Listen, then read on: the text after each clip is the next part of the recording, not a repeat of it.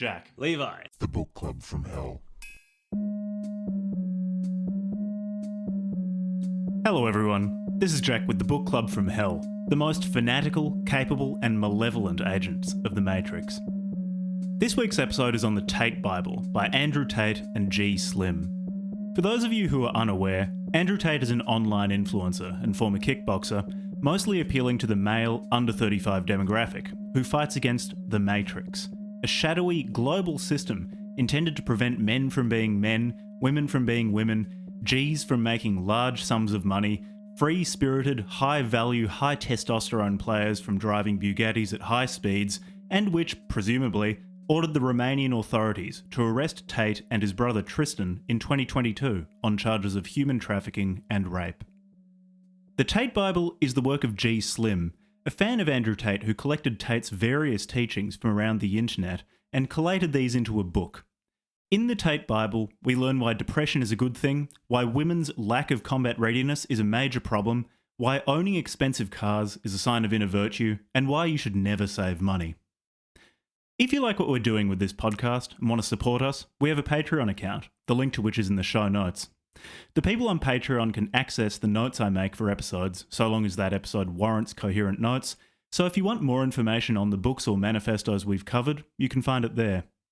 As well as that, we're going to start releasing bonus episodes for Patreon subscribers, more details to come shortly. And finally, I've published a novel called Tower, a surreal, absurd journey involving the medical treatment of souls, a tower who remakes the world in its image, amphetamines, and a talking briefcase. You can find Tower on Amazon or on Apple Books, links to which are in the show notes. I also want to give a shout out to the bands Masticate, The Aftermath, and Deviant Process. If you're interested in metal at all, they're all well worth checking out, and, incidentally, have members who listen to this very podcast. Links to these bands also in the show notes. So if you're ready to speed through Romania in a Lamborghini full of beautiful women, then listen on. Enjoy. So before reading the Tate Bible in anticipation of this episode, had you had much experience with Andrew Tate? Because I'd heard his name definitely. No. I'd heard him referenced, and I probably saw like a handful of 20-second clips or something like that from him. And actually through CoffeeZilla, when he was talking about Hustlers University in one of its various incarnations, I'd heard of Andrew Tate. Yeah. But I'd never done a proper deep dive into the Tate universe or outside of the Matrix. The two things are synonymous. I think before you suggested the episode, which you actually, I think, suggested the episode last year at the peak of Andrew Tate getting Tate mania trashed on or whatever, like Tate, there was some Tate mania or something. The only time I'd ever seen his stuff was when I saw him on CoffeeZilla. So I love CoffeeZilla. I was such a big CoffeeZilla fan. I, at least for some time, was supporting him on Patreon. Then he wasn't putting out enough content. And then he put out this interesting video saying, the reason why I was able to make such high quality content is because of my Patreon supporters. And I was like, oh, damn, I should have kept on supporting him because it was actually being helpful. So I might go back to paying him on Patreon. And to those listening, we also have he's Patreon, amazing, which allows us to put out high quality content, like us reading the Tate Bible and talking about it for 3 hours or however long this episode is going to be. Yeah, thank you for anybody who supports us on Patreon. Thank you to our patrons. So CoffeeZilla is awesome. And for anybody who doesn't know who CoffeeZilla is, he covers essentially scams. He's evolved into this independent investigative journalist online who's supported purely through the ad share structure of YouTube and his Patreon supporters. And he puts out amazing content. He had a particular phase in what he was covering where he was really looking at kind of internet hustlers. There's another YouTuber I like as well who's in the same area. His name's Spencer Cornelia, who's also great. And they cover these kind of like, some of them are outright scams, like people actually just defrauding others. Like this guy named Jay Mazzino, something like that, who is like running an affinity scam on like these Muslim communities in the US or whatever, ended up in prison. But there's also this there's this thing online, right, Jack? I don't know if you've seen much of this.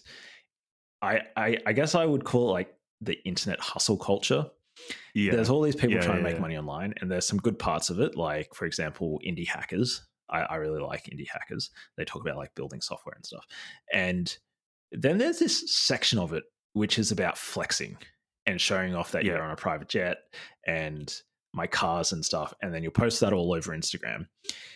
And there's an interesting subset of that and this is literally like the law of attraction. They don't actually have those things. They'll go and rent them, make a bunch of content about having those things, get a bunch of followers, and then sell those followers an online course about how to make money. And then they will actually get the money. And now they have the money to actually afford those things. And they've kind of like bootstrapped their lifestyle out of nothing by faking it until they made it.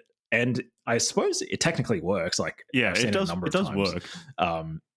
Might be the only time where renting a Lamborghini Andrew actually Tate appreciates in value.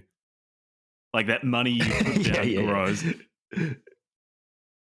And so this was the only time that I heard of Andrew Tate before you suggested him was through CoffeeZilla. So I just lumped him in with all those guys. I was like, okay, so this is just some dude who just like rented some Lambos and then pretended he was rich, and now he's selling a course, and now he actually is rich because he's able to sell $1,000 course to 10,000 people. So he's made a shitload of money, but it was all kind of vaporware in the first place. And at least according to the online reviews, the thing that he was teaching people anyways was money. But I was wrong. I was dead wrong. Oh, how I was wrong. When I was asking my friend about Andrew Tate, I was like, I've never heard of this guy. Have you heard of this guy? My friend was like, yeah. Have you been living on a rock? Like, you make a podcast. How have you not heard about Andrew Tate properly? I think he's... Oh, sorry. He's all over TikTok. My YouTube recommendations are all Terry Davis at this point. Yeah, I guess I just don't maintain a social media presence or a meaningful social media presence. So I've bypassed Andrew Tate, or he had largely bypassed me. I was vaguely aware of his shtick. I knew that he was associated with, like you said, how that sort of the flexing part or the financial flexing part of social media, that kind of like motivation porn or the productivity porn part of social media and the masculinity part of social media, all of those things dovetail nicely. And so he sits at the intersection of those three things and probably other aspects of social media like the as well. manosphere meets productivity meets pickup sort of stuff, I suppose. Like, it's kind of weird. Yeah, I mean, I guess that's kind of manosphere. I'm not sure if, like, I'm sure Andrew Tate has put out something about how to pick up women. He might have done it in his PhD course, the Pimping Hose degree. Yeah, which he's now disavowed. That was, or on one of the various iterations of Hustlers University, or in the War Room.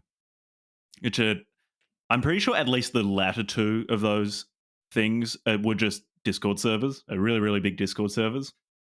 So he might have imparted his wisdom on how to be successful with women there, but it doesn't seem to be his focus. He's not like a PUA, and he's not teaching PUA tricks. Much of the time when it comes to women, he says, teaching, well, look, I'm really handsome, I'm wealthy, I can fight, and I'm just really charming. So that's how it works. If you're not me, then I can't help you. Yeah, so we've found out in particular, like, Jack wanted to cover him. I was a little bit not wanting to cover him because I just thought, sorry, I thought what we're trying to do here, this is part of the reason why I wasn't too enthusiastic when you first suggested Andrew Tate, like back when he was like peaking. Maybe we should have gotten on the train, but it's okay. I'm sure he'll peak again at some point potentially. But I was like, I don't really want to chase like news. Like there's this idea of, and Jack and I discussed this when we were designing the podcast. We were thinking timeless versus timely content. I thought, like, if we're responding to influencers blowing up and just being controversial, we're going to make timely content, stuff that's coupled to the moment in time.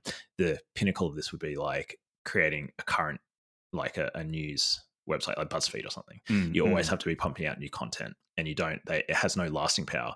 Whereas a timeless piece of content would be like Snow White or Cinderella.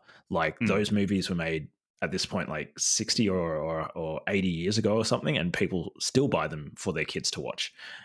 What we're doing here is we are making the Odyssey. It's time. We're making the Iliad. We're making the This is the Iliad. People will still be watching it.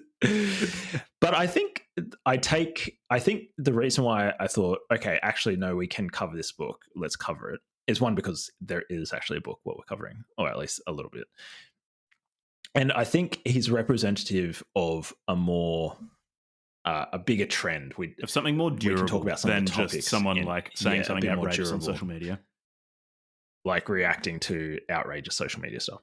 So we've spoken about now 2 geriatric 30-year-olds who somehow managed to avoid the Tate mania of the last 2 years. We are still within the Tate mania demographic. Apparently it's men under 35. Yeah. Are the ones who go men under 35. Tate. So that explains why I have now started sending all my money to Andrew Tate.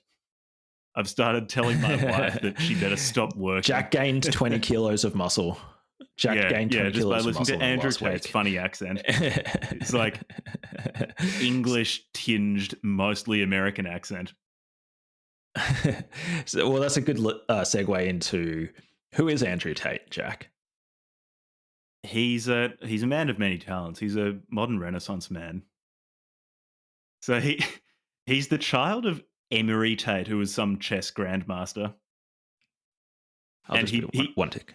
He brings that up a lot in talking about why he's so smart. He largely puts it down to how brilliant his dad was. He grew up, I think he spent the first 10 years of his life in the United States, then moved to the UK, to Luton, to live with his mum, where he says he grew up really, really poor. It's hard to say whether that is or isn't the case, given that a very, very popular, like the rags to riches story carries such mythological significance in our society. And so it's hard to say to what extent his personal rags to riches story is true or not. Like, maybe he wasn't super affluent. I'd be surprised if he was begging on the street or something like that as well. Oh, he claims to have grown up, I think, like in one suburb in the UK that is particularly well known as being pretty rough. If people in the UK, some of the UK, do they call them projects in the UK? No. Like the community housing blocks, like those big concrete apartment sort of vibes, and they can get pretty rough. We've got similar sort of things in Australia, but I hear the ones in the UK are like hectic, like they're really dangerous. Anyways, so that's what he claims. The extent to which that is or isn't true is hard to say, given that it's such effective self-mythologization. If you can say that you were extremely poor and disadvantaged and now you're extremely rich by dint of your sheer will. But that's what he says. He was a really good chess player when he was a kid. Then he got into kickboxing and was a world champion kickboxer, and said that he didn't make enough money kickboxing. So this is something which he now disavows, but he talks about it extensively in the Tate Bible, which we read for this episode. He then got into running a bunch of cam girls. And I think he said at the peak of that, he had 70 or 80 women working for him doing webcams. In the book, it says, like 70 or 80, and he was making millions of dollars. Yeah. Which later in his Piers Morgan interview, he says like he just maybe I made like I didn't make that much money, like maybe $1 million. In the Tate Bible, I was like, I made $10 million of 75 girls. The value of Andrew Tate and of his various ventures does tend to inflate. It's a strongly inflationary system.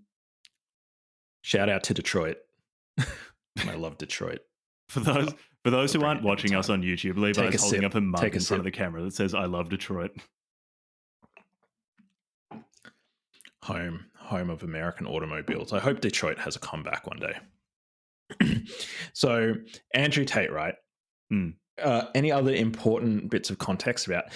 So I think what's important to know is that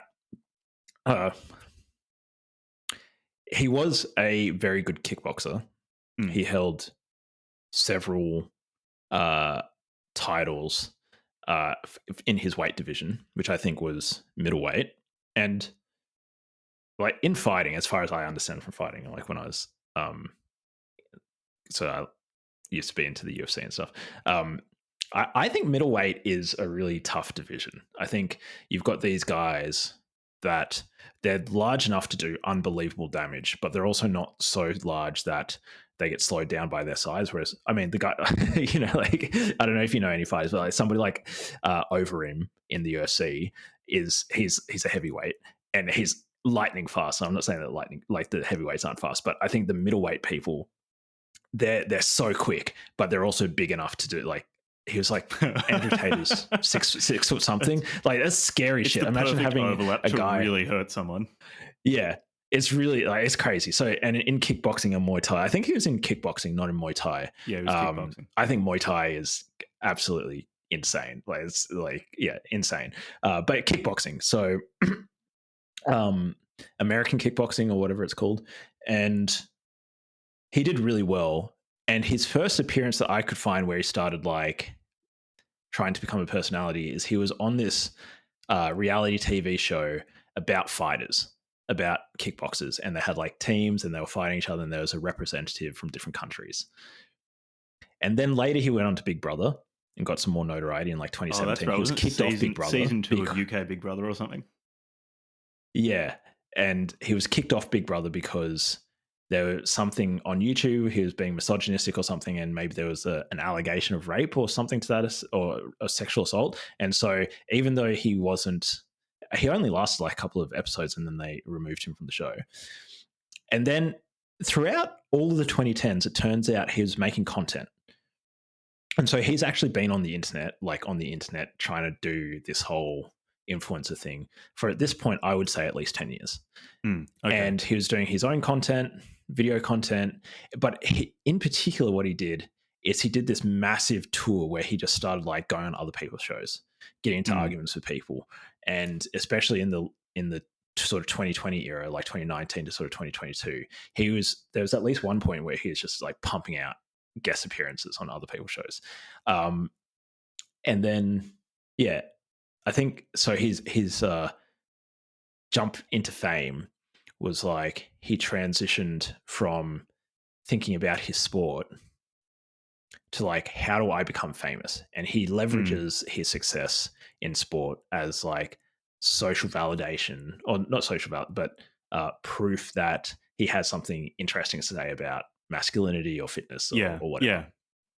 Is there any other important piece of context? I have one other piece of context, but I thought I'd let you, if you think there's anything else important to know about him.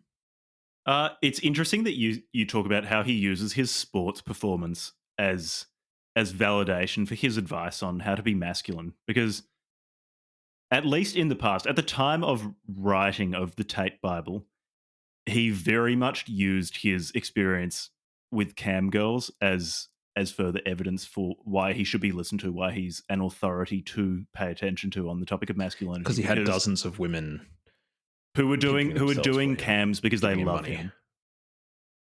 And he talked about how he learned all about male and female social dynamics by running this cam girl operation with his brother Tristan.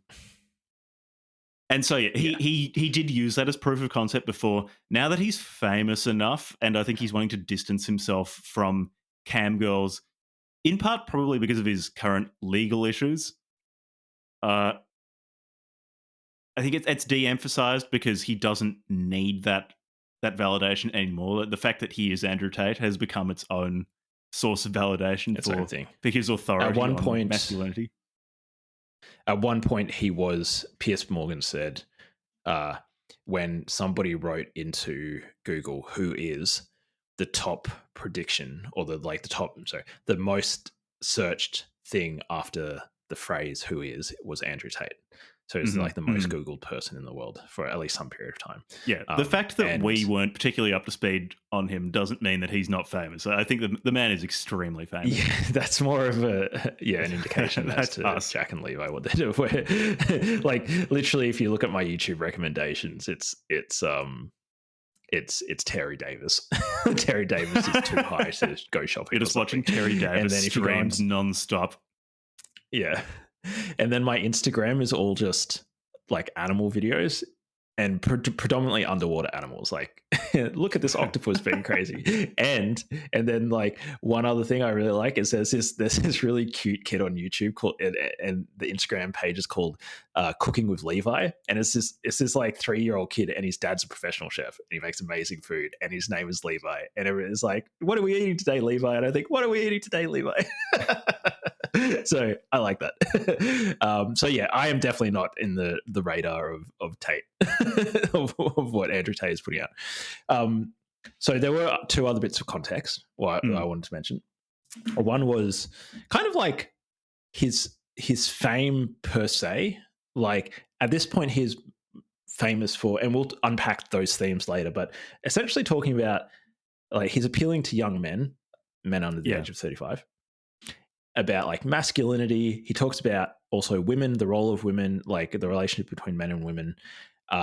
And he's essentially just put it, he's really good at marketing, but he's also very like he sort of says things. He doesn't apologize for stuff. And he's somehow managed to let's like keep on steamrolling that. And the compound interest on that strategy has just blown up to the point where he's one of the most famous people outside of something like Hollywood, like on the planet. I think he's managed to ride the moral panic wave very effectively. Oh yeah, and he like had a whole thing about COVID and the moral panic in the West about like the degradation of like masculinity and stuff. And then the final piece of context that I'll note, I don't know if we need to make a big deal out of it in this particular episode, but at the moment, as of recording, he's awaiting trial from the Romanian government on charges that include human trafficking and sexual assault. If you want more details, go and look it up.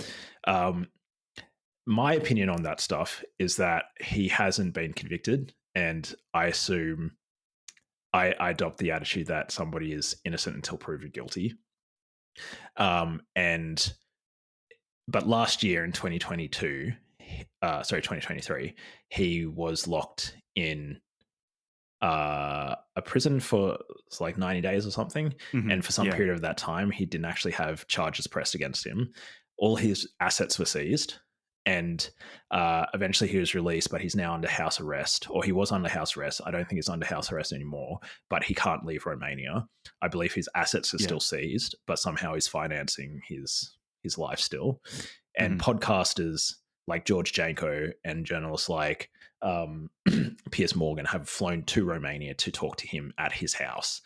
And I guess my basic opinion is I don't think, based on what I've seen of his previous life and how he's evolved as a person now, I wouldn't be surprised if there ends up being a conviction. Like my spidey senses just tingle. Like I just got this like I don't know. It's nothing more than intuition. Just like watching the interviews with him and his brother, and like the stuff that he used to talk about and the way that he used to behave and stuff. That like maybe things are catching up with him. But I have no evidence for that. But at least at the time of recording, he hasn't been convicted. He's innocent until proven guilty. And if he is in fact innocent and they've just dragged this guy's life through the mud and they don't get a conviction, then that's also bad. So I'm sort of ambivalent on that issue. Yeah, I'm in a very similar position to you regarding his legal travails in Romania. I wouldn't be surprised if he were convicted, and I wouldn't be surprised if he had raped someone, if he had been involved in human trafficking. But I wouldn't be surprised. But I don't know enough. Like I'm not hugely up to date on the publicly available information on the prosecution, Yeah, let he alone hasn't been I'm convicted certainly of not anything. privy to confidential information that's taken place or what And witnesses have I said think behind like some closed of the doors. stuff is like, okay, his character suggests that he obviously, at least historically, had a very demeaning and so forth attitude towards women. And you'd expect somebody who has those sorts of attitudes and beliefs about women to perhaps not treat them well. That doesn't mean that he Mm, actually did any of the things that he's accused of. And some mm. of the stuff that's been leaked to the media from the trial is basically like it's essentially character assassination. But to be fair, it's also like he said these things, so he sort of Yeah, yeah. assassinated his own character. The thing is, But you can't be convicted of being a misogynist. Like he has to have actually no. done something concrete. And if, like, this is purely speculative, if it is, as Andrew Tate claims, a way to try to smear his name, then I guess the people who are trying to smear his name in this way have completely misunderstood why Andrew Tate is popular. Yeah, and it'd be great to talk. We can talk about his Yeah. marketing tactics and the Matrix and his narrative. He's fucking like he's like world class at that. Mm. I don't. Should we give think people a bit of there's context as to what any this book other that we read major was? pieces of context? Yeah, let's I don't start think talking so. about the book. If there is something major, it'll come up. So we read the Tate Bible. Yeah. Which, when was the Tate Bible published, actually? So what the Tate Bible is 2019. okay, so there's a 2023 edition. So it must have been like 20. It must Tate Bible ebook. because it talks about COVID, his stuff. 2022 about COVID and whatnot. So 2022. Okay, cool. So it's a recently published book. What it is Andrew Tate didn't write this. Andrew Tate, in a number of his videos and tweets, etc., has said that he just doesn't have time to write books. He's too busy making money. Instead, what happened was podcasts. one of Andrew Tate's fans, G Slim, during COVID, during the lockdowns, he came across Andrew Tate, and the book begins with G Slim describing what led him to compile Tate's wisdom into the Tate Bible. And he said he was locked up. It was in lockdowns. He was going stir crazy, and then he came across Andrew Tate, and it was almost as if he just surfaced for air for the first time. That this guy just made so much sense. He made so much sense to the point that G Slim decided to start compiling all of the wisdom that Andrew Tate had bestowed upon the world and to put it into a book. And then once he'd done that, send it to Andrew Tate and say, "Look what I've done. Do you want to put your name on it?" And Andrew Tate saw the work that G Slim had done and saw that it was good, and he said, "Yes, I will. I'll put my name to the Tate Bible." So, and on that note, should we read before we commence our real deep dive? Now that we've given who is Andrew Tate, how do we find out about him? Now we're going to get into the book and the themes of Andrew Tate's work. Are you going to read the Tate's prayer or something like that? Yeah. So let me. All right, be the sacrament to the Holy Spirit. Love you, God. Anybody who doesn't believe in God, they just need to look at somebody like Andrew Tate, and they can see, Allah, well, he's Jesus, a God-fearing whoever. Muslim. It doesn't matter. He converted to Islam. How can you say? Yeah, how can you say that there is no God when there's a specimen like Andrew Tate? Oh, where he talks about how, like, I'm tall, I have muscles, I'm caramel, I'm beautiful, I'm God's gift to women. I'm intelligent, I'm rich. Yeah. So obviously there's a God. So the Tate's prayer. Our Tate, who art in Bucharest, Andrew be thy name. Thy kingdom come through Cayman fun. Online as it is on the blockchain, give us this day our daily vodka and forgive those, the shit munchers, for their trespasses against us. Lead us to women for temptation and deliver unto our dominoes. For his is the Lambo, the McLaren and Ferrari, forever with Tristan. Amen. Oh man, he loves his cars. He absolutely froths he loves his cars. He loves his little brother Tristan. That too, yeah. He really, really loves his brother Tristan. And he loves making money and fucking women and driving fast cars. And yeah. Yeah. I mean, we could probably stop the episode now. That's Andrew Tate. There you go. I think while the Done. Fastest episode ever. Specific beliefs of Andrew Tate's are quite slippery because he modifies how the Tate soul, the Tatean soul, is actualized depending on whom he's talking to, whether he wants to outrage them or in some way impress them. He is malleable in some of the specifics of what he says and what he claims to believe, but his general posture towards the world is quite consistent. And so I think it'll be worth us giving people a sense of that posture. Do you want to? Are you saying that we shouldn't end the episode? Is that what you're saying, Jack? We should actually continue. We should continue to do the rest of the episode. Oh, we've only delivered half an hour or so of value, and given that we're both men, we love making money. We understand that life is suffering, we need to be high value, and that men. all you can do to alleviate the suffering is to make stacks, make fat stacks, stack sats, and just spend all of it on driving a sports car through the Carpathian Mountains. We've got to keep going. Okay. Do you want to talk about I will suffer through it. Do you want to talk about his fan base first, or the aspects of his philosophy, the Tatean world story? I think let's talk about his fan base, because this is a book by a fan.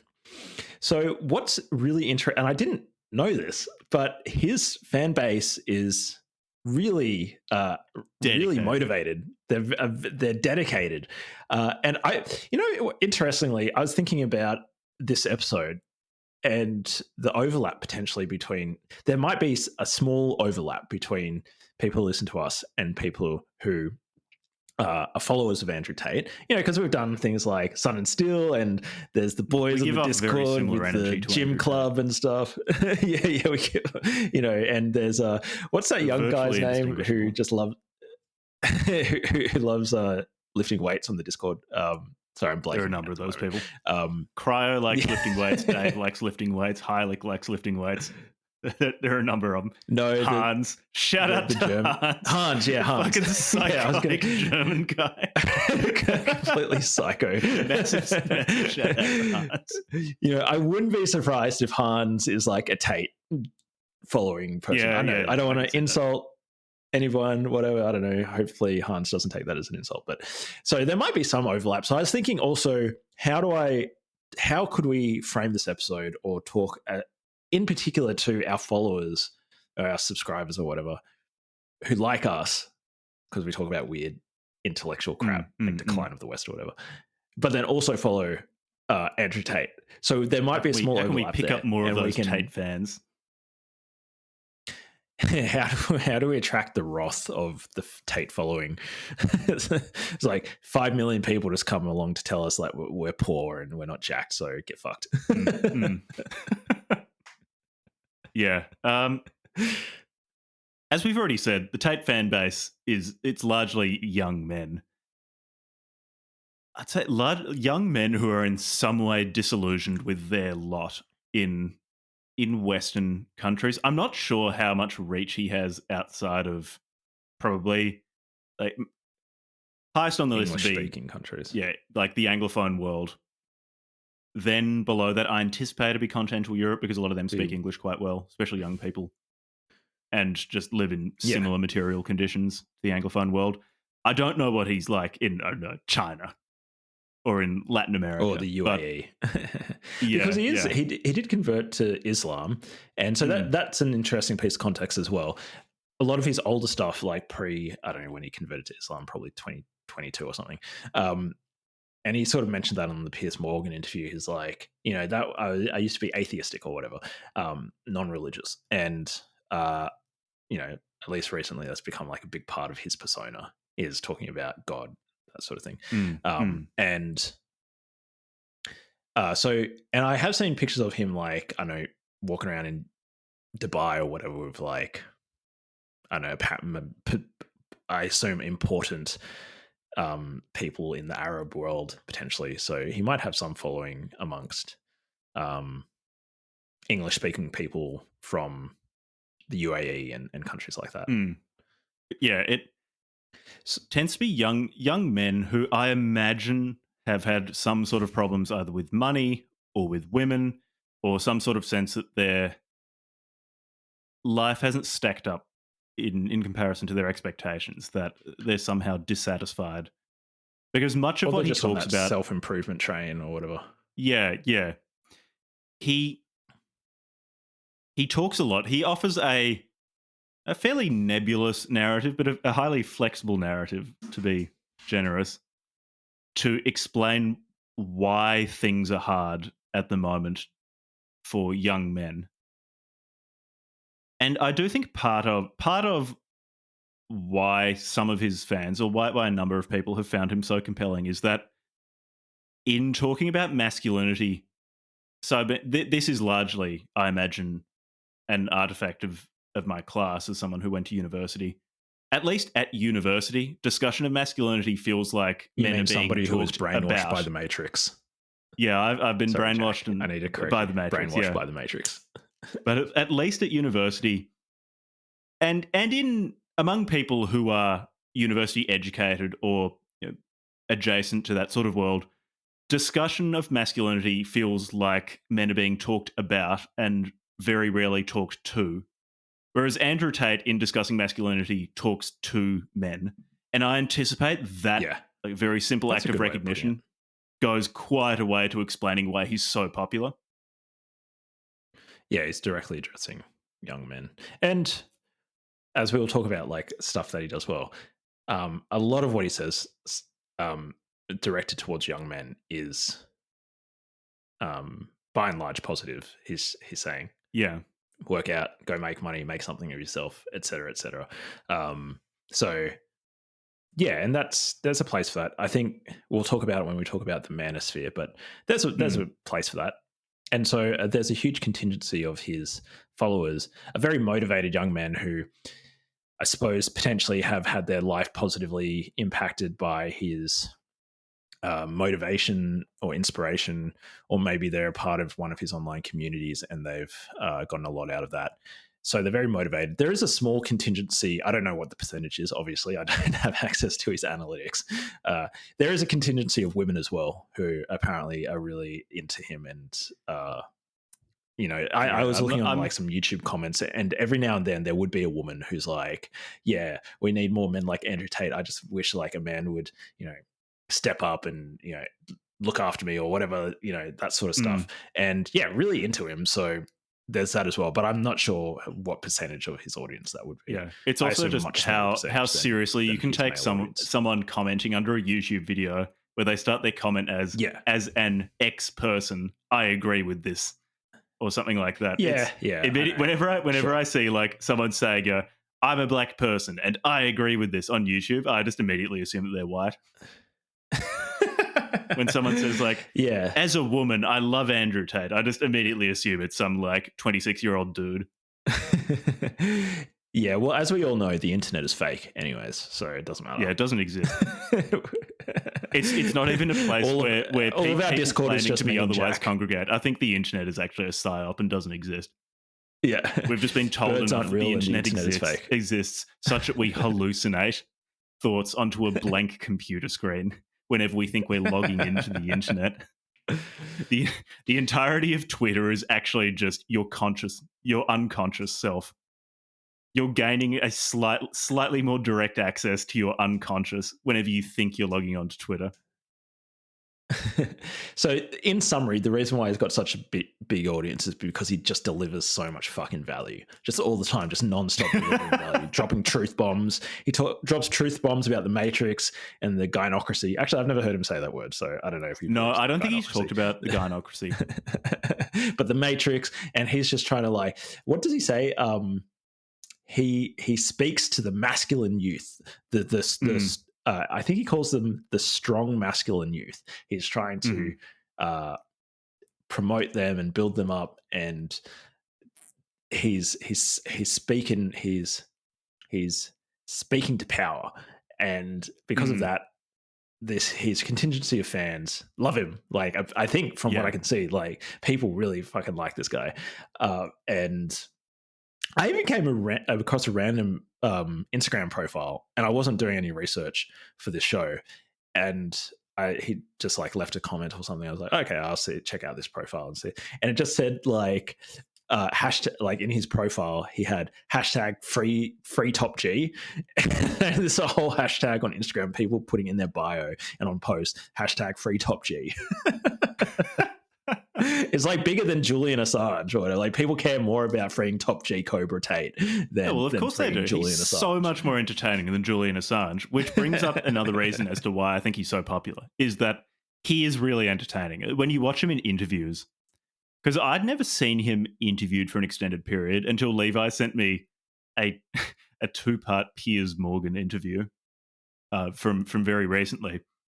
So I didn't quite appreciate how well he speaks and how entertaining he is to watch and to listen to.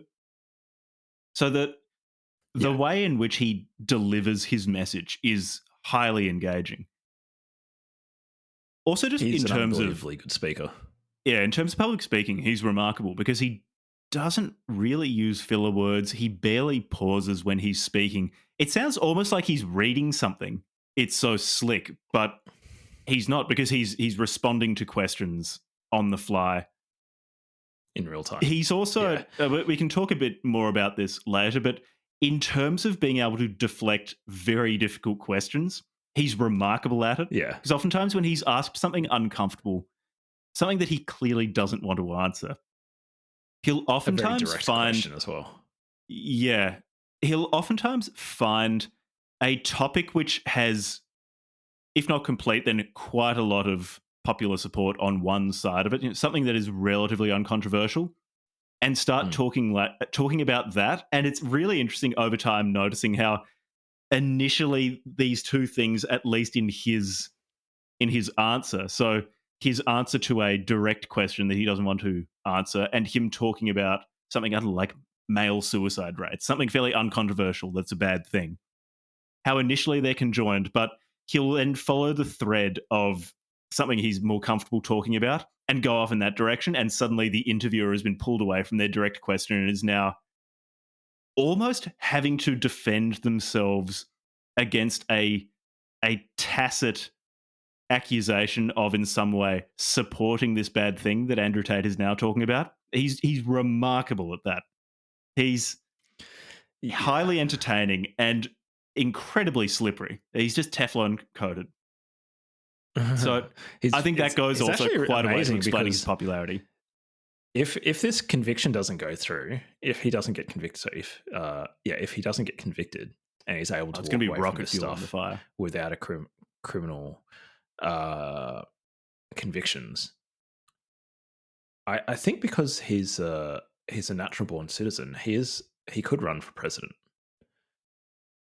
Yeah, right. In the US, he's a natural born citizen. Yeah, that's true. Actually, yeah, he was born in the US. I mean, I think in order to be, you have to.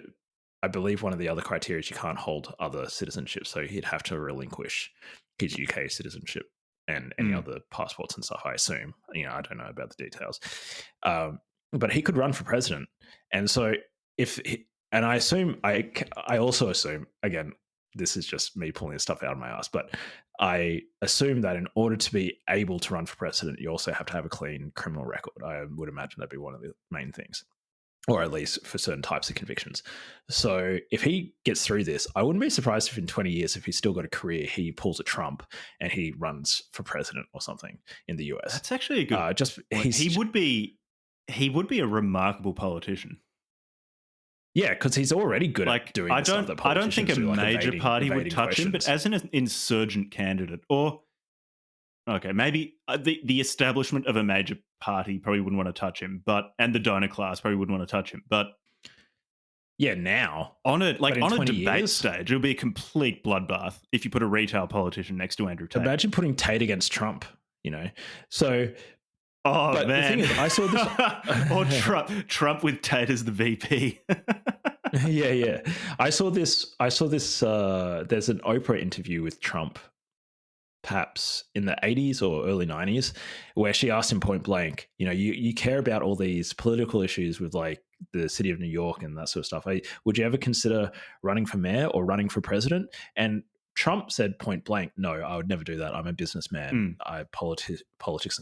And then obviously 30 years later, as we know, he decided to go into politics. Very good speaker, very motivated audience, and obviously has all the experience of running his businesses to be able to organize things and that sort of stuff. And he ended up going into politics. And Oprah Winfrey called it. She's like, yeah, she had the intuition of going into politics. Most saliently for Trump, he's really entertaining, and the entertaining factor goes both positively and negatively, which is really, really important in a democracy, and also really, really important for generating press, because the people who like him, he's positively entertaining in that he says things largely that make people they don't like really, really angry. And he's negatively entertaining for people who don't like him, because there's a perverse pleasure to engaging with things that make you angry. And to a large extent, algorithmic social media really, really hijacks that. And newspapers want and traditional TV stations want viewers, they want readers. And so they're also more than happy to capitalize on that perverse pleasure of being outraged. And so in the negative sense too, he's highly entertaining. And Andrew Tate is similar. The people who hate Andrew Tate seem to get real value out of hating him. They seem to really enjoy hating him. There's some sort of perverse pleasure they get out of loathing the man. Yeah. While people who like Andrew Tate, like G. Slim, who compiled, without knowing that he'd get any money out of it, a whole book or two, because there's the Tate Bible, the New Testament. Presumably what we've read is the Old Testament. But there's a second Tate Bible as well. So he kept going. So Andrew Tate's fans too find him positively entertaining, highly entertaining. And in a mass democracy, that wins elections, or at least gets you a huge amount of airtime. So yeah, I hadn't actually thought of that, but he could be an effective candidate if he really wanted to. If he doesn't fuck this up, if he doesn't get a conviction and all that sort of stuff. I don't know what the law is in the United States. I don't know what the law is. Maybe it's fine. Criminal records and being able to run. I really don't know. Yeah, I don't know. Maybe it's fine. Maybe he can get a conviction for sex trafficking in Romania and still go back to the US and become... And then fucking nuke them as commander-in-chief. Sean who's boss.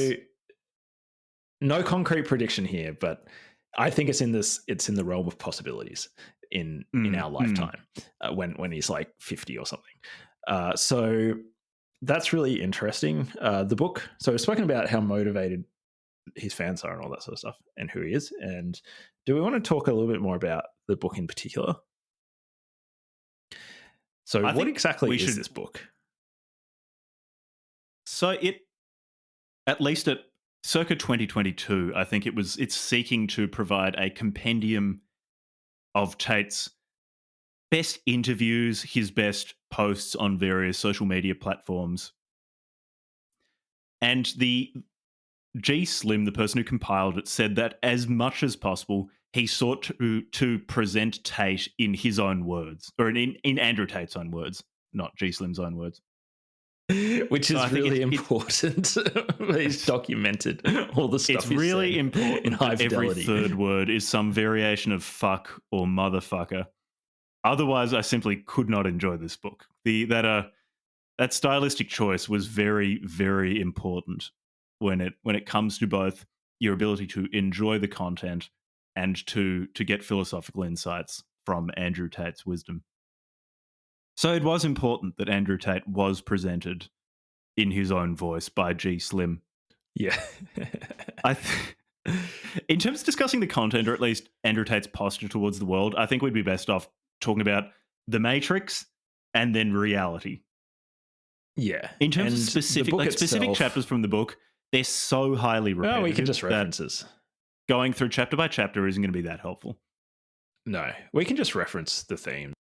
So the key thing is that it's essentially just a compendium of transcribed videos. There you go. And if you want to pinpoint exactly something that Andrew Tate has said and then repeat it back to him, you could just use this as a source to say, well, you said this. It's such is his confidence, though, when he's being interviewed and someone pulls up a piece of evidence saying, like, you said this, he will just say no. Or he will do something like, he'll say, I was being sarcastic. Yeah, but I believe it. I was being sarcastic.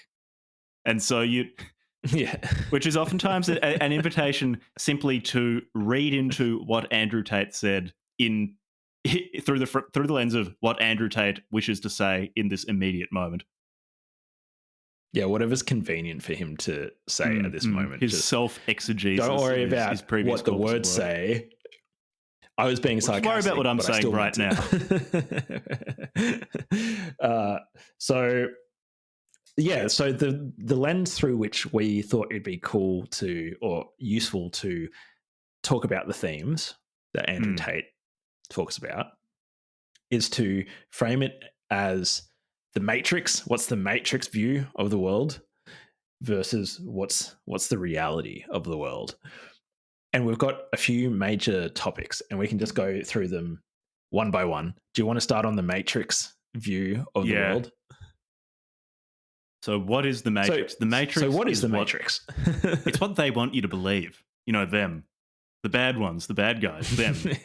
It's what they want you to believe to keep you docile and controllable. To keep you a slave. The Pinchonian they. The world controllers, the people who control the economy, the bankers and the politicians. So international finance. One way of, if you will, I'll give you centralized finance, in fact. So one way of interpreting the Matrix, if I try to pass it through a not negative interpretation of Andrew Tate, is cultural motifs and institutions that villainize men and keep the populace dumb and docile to extract wealth from them, to extract power from them, to control them. And they, quote unquote, are these people doing this, and education and jobs and all that sort of stuff. And the media. And the media, of course, the media and the mainstream media, man. So that's kind of the non-negative way of putting it. The Piers Morgan way of putting it, which was a little bit more skeptical, was just like, okay, so anybody whose point of view you disagree with is the Matrix. So it's like it is convenient how those two things seem to align so perfectly. Seem to overlap a lot. It's conspiratorial. So you could think of it as either it's this diffuse cultural thing that we're labeling like negative aspects of the world, the degeneracy of Western society and the downfall of London, or and that's not as conspiratorial. And then there's the more conspiratorial interpretation of it is like, okay, there are actually elites and they are organized and they have malicious intent. I think Andrew sort of speaks vaguely enough that you could try to say he takes one or the other of those more intentional perspectives of it. Yeah, which I think goes some way to explaining his popularity, in that he's precise enough to point at, or at least to orient people towards actual problems. Like he gives enough information that people can look at what he's saying and say, oh, well, that does have some correspondence to things in my life. However, he doesn't give enough information that many people are able to go, oh, actually, no, that doesn't correspond to my life. He keeps it vague enough that it's almost like tea leaf reading. You can see shapes in it. There's enough of almost a strange pareidolia that you can see within it. Just takes things over that are just already within your mind. Tate's chaos. Yeah, as actually meaningful. So, I often ask the question in this show. I try to ask it every episode. I don't know if I actually do, in my own head at least, if not explicitly. It's the idea of what is this person's problem if you situation? subscribe to What the is highest Patreon tier, you actually do get telepathic access to the interior of Levi's head into our while we minds. record each episode. If you just want to deepen your interaction with the book club it's from just hell. a monkey clanging together cymbals.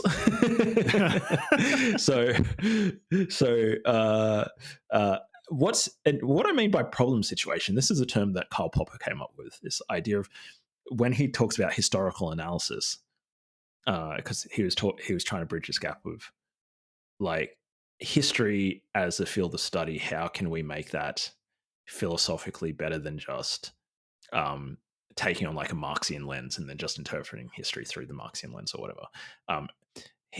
And in particular, he's talking about studying the history of science, like Galileo, or he particularly focused on Copernicus. And we might think, with the current knowledge we have, the ideas that Copernicus or Kepler came up with, like Copernicus was, I think, talking about these like models of the solar system operating on circles and like epicycles and stuff. We think that that's dumb in hindsight, but he said like not merely what problem was he working on. The problem he was working on was like, how do we explain the movement of the stars? But the problem situation was what were the ideas in the culture at the time that Copernicus, like at the time that Copernicus was writing, they didn't really have a theory of like ellipses and stuff really sophisticated. And they also had these existing ideas that circles are perfect, these Platonic shapes. And so if the cosmos is going to move according to not an ellipse, which is imperfect, and imperfect's a skewed circle, but it's actually moving according to like these perfect shapes. So Copernicus, if I'm not fucking, or it might have been Tycho Brahe, whoever it was who came up with these ideas of like, okay, well, it's still circles, but they move on these epicycles of bigger circles. So the broader problem situation was actually what were the other ideas in the culture and what were they working with? What ideas were they working with? Not just the problem by itself. And so when you think through somebody like Andrew Tate, it's not merely what problem is he dealing with. He's dealing with the problem of, say, like men being villainized in like the role of men. What does it mean to be a good man? What does it mean to be successful? That's not. It can't just be reduced to the problem. What's his problem situation? Well, he's also talking against these other ideas in the culture that villainize men and talk about like toxic masculinity and say like, if you're a strong, successful, famous man who's making lots of money and is desirable to women, and then also like conflating that with misogyny and the patriarchy is in this broader cultural milieu of what he perceives as essentially like anti-man, anti-masculinity, anti-success, and so forth. Sorry about the detour into the philosophy and history of science, but no, that's just, I can't fucking help myself. Like, that's both a useful and an expected detour. Andrew Tate. With that in mind, how about to elucidate the contours of the Matrix? We can talk about the Matrix view of the world of a few specific examples of this. For example, how men should behave, how women should behave, and how they should interact in the Matrix. In the Matrix, men should be more feminine. So they should be more traditionally feminine. They're meant to be more meek. They're meant to be milder, less competitive. They're meant to be physically unimposing. So doing things like going to the gym makes them more intimidating, both to men who are less toxic and to women.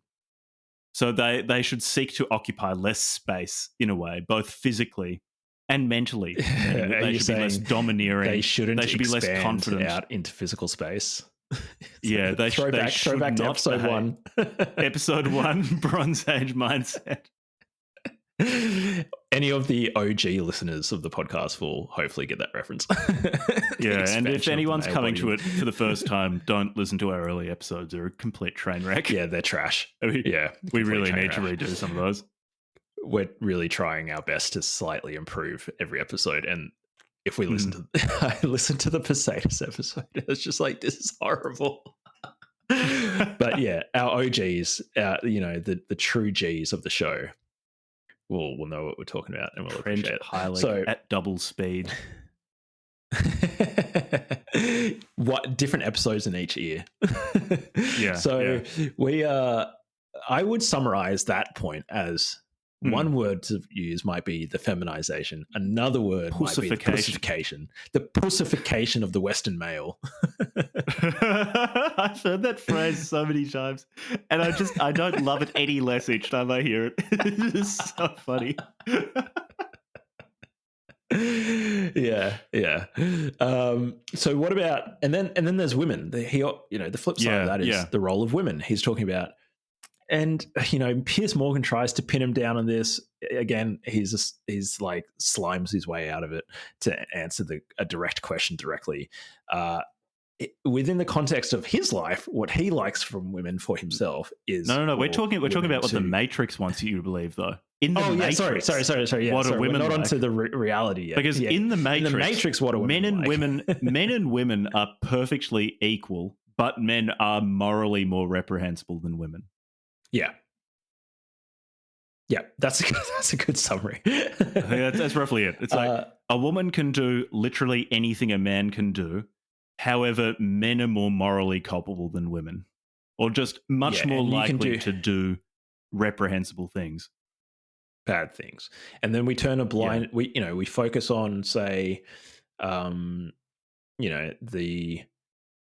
director or the artist who sexually assaults women, and we cancel them, and we hawk them down for a conviction. But then we turn a blind eye to the woman who makes up a false allegation. No, Levi, you're leaving the Matrix. Stop trying to leave the Matrix. Sorry, at the moment, we're firmly ensconced within the Matrix, and we're happily going to stay here.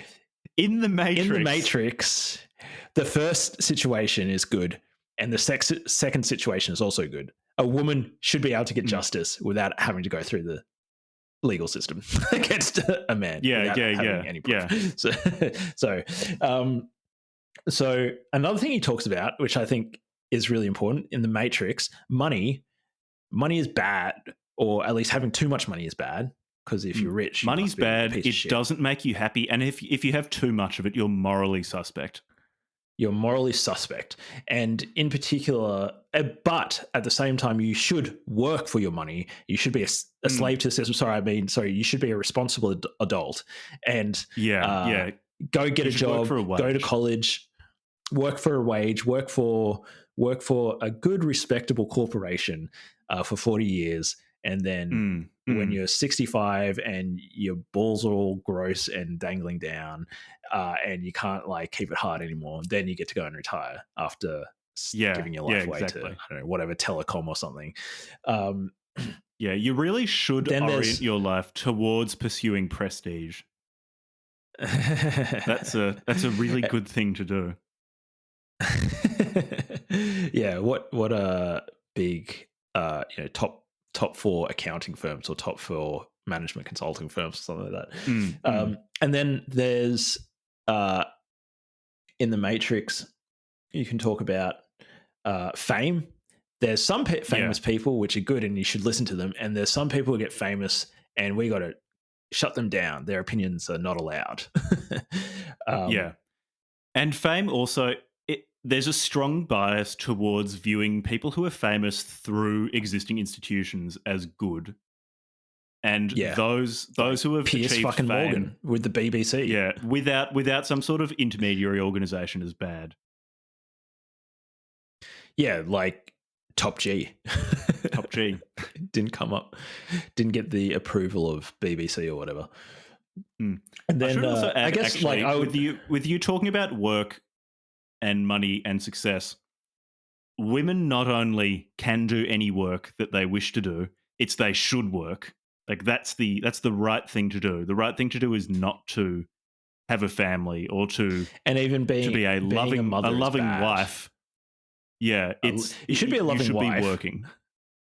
Oh, sorry, I'm getting into reality, that's beside the point. It doesn't matter. You work. Yeah. You need to work. You need to generate money. It's almost as if the Matrix marches in perfect lockstep with capitalism. You've got to be earning money. You've got to be relating to other people in a monetizable way. Otherwise, what you do doesn't exist. Monetary enslavement. What would you call that? Wage capitalism. Being a wage. And then there's wage cuck. being a wagey or a salary man. I'd say, like, in the Matrix, we've already spoken about money and fame, but success in general, like, don't get too big for your britches unless you get really big with an institution that we like. Yeah. Then it's an cool. interesting one is, then it's cool, is mental illness, in particular depression. Everybody's got a reason to be depressed and anxiety. Look, I'm a person of color, therefore I should be depressed because you're oppressing me. But then, I don't know, maybe you've got some narrative to be depressed about, Jack, because you're a white dude and now, like, the world's out to get white I'm actually dudes just or winning whatever. in every conceivable way. People who aren't white middle-class males don't know how it feels to just fucking wake up and win every day, to not have any problems, to be invincible, to be existing in a state of transcendent bliss. I feel sorry for everyone who has never encountered this state of being. And then, so absolutely like, phenomenal. everybody's a victim, so everybody has a reason to be depressed. And if you're depressed, you really should talk to a therapist and go and get help, and maybe get some antidepressants into you, some SSRIs to fix that. Pop some pills, and you'll be feeling better, and you go back to work. I would say, actually, his Matrix characterization of depression is slightly different from that. We might have differing interpretations of the Andrew Tate gospel. Because the way Please enlighten me. It we can have a respectful we can have a debate on the finer points of top G philosophy. So the way I read it, when he talks about depression, what he takes issue with is this idea that depression it's unavoidable. Like, anything can be happening in your life and it will just hit you, and the only way out of it is medication and therapy. And that seems to be specifically what he identifies as a Matrix narrative, that depression is natural, unavoidable, and can only be medicated away, or in some edge cases, talked away with a therapist who is going to pull you back into the Matrix. Well, my slight disagreement would be Andrew Tate's characterization of the Matrix's view of depression is that depression exists. So, he says it exists, just in a different form, that it's commonly referred to. When we're talking about the world outside of the Matrix, reality, we can get to let that. people know what it actually means. Power and politics. And then the last interesting thing is his view on the Matrix, power and politics. So if I could kind of put it into a nutshell, it's just that the elite are trying to control. And I think in particular, he's really honing in on, I suppose, quote unquote liberal, as in the American use of coastal elites. The coastal elites, like the progressives, not as in like, like the UK small L liberal, classical liberals, like as in the American progressive liberals. Those West Coast elites from San Francisco and the World Economic Forum, Klaus Schwab, and these globalists trying to, enslave the entire planet and make everybody put poisonous vaccines in their bodies and that sort of stuff. Yeah, it's... So the Matrix view of power is that the government cares about you. You have direct control over the government.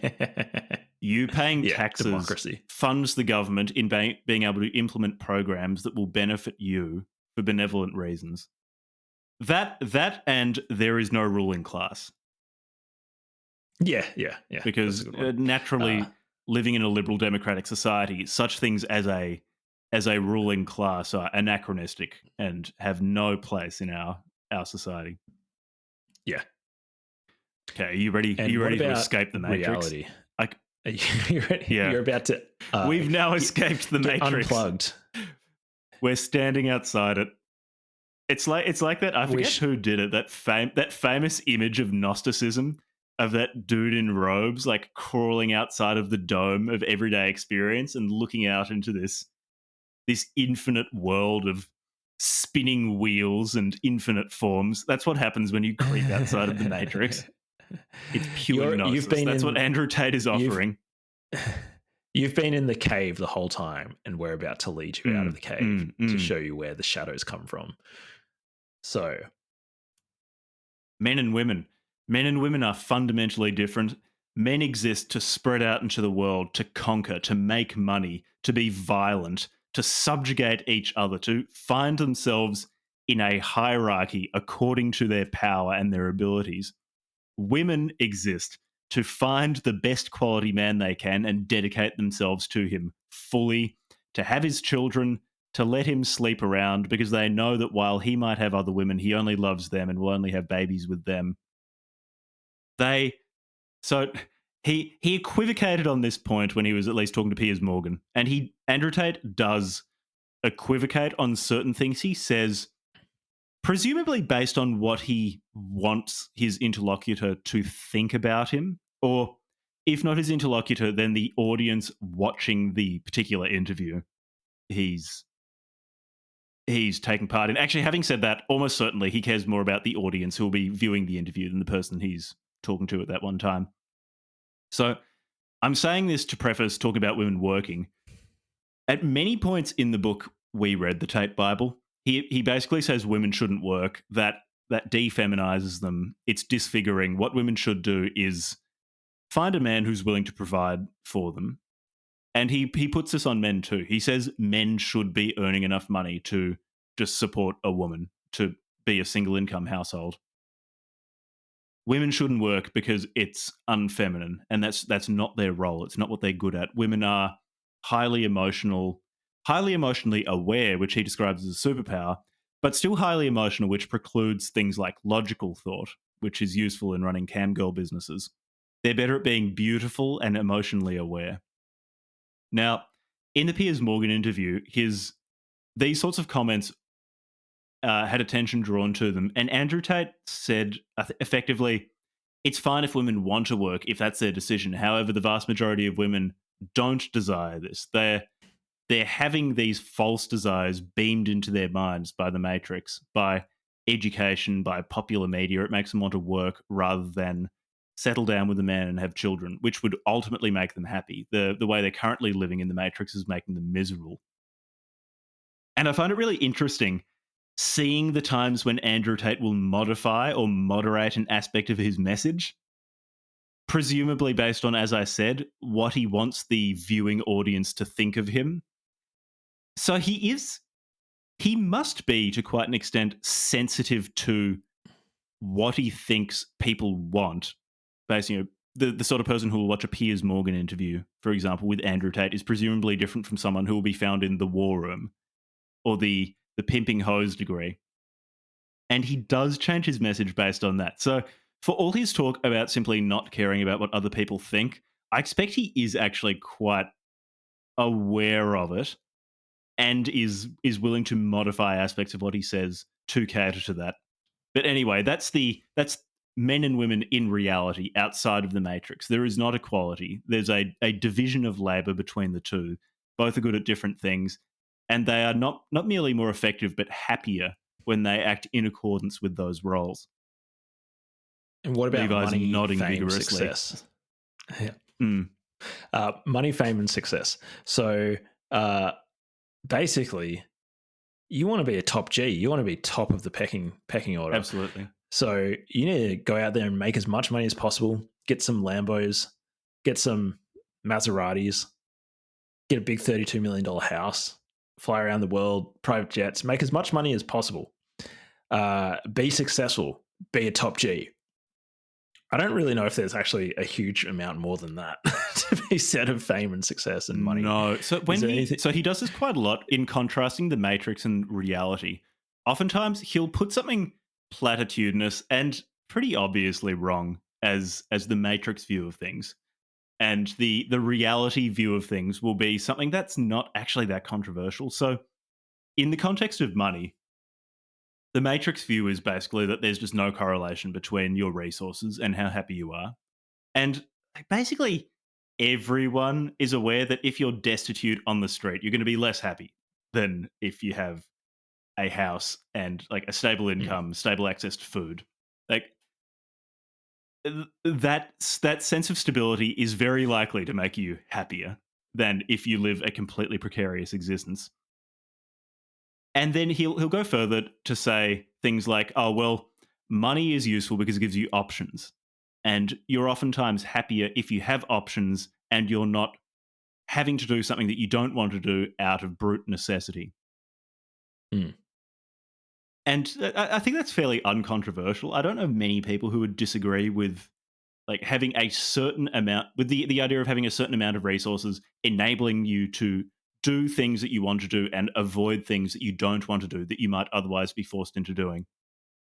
It's just what he'll often do is he'll have these sorts of dichotomies between the matrix and reality which are uncontroversial, but then use those uncontroversial aspects of his split worldview to sort of justify those that are less uncontroversial.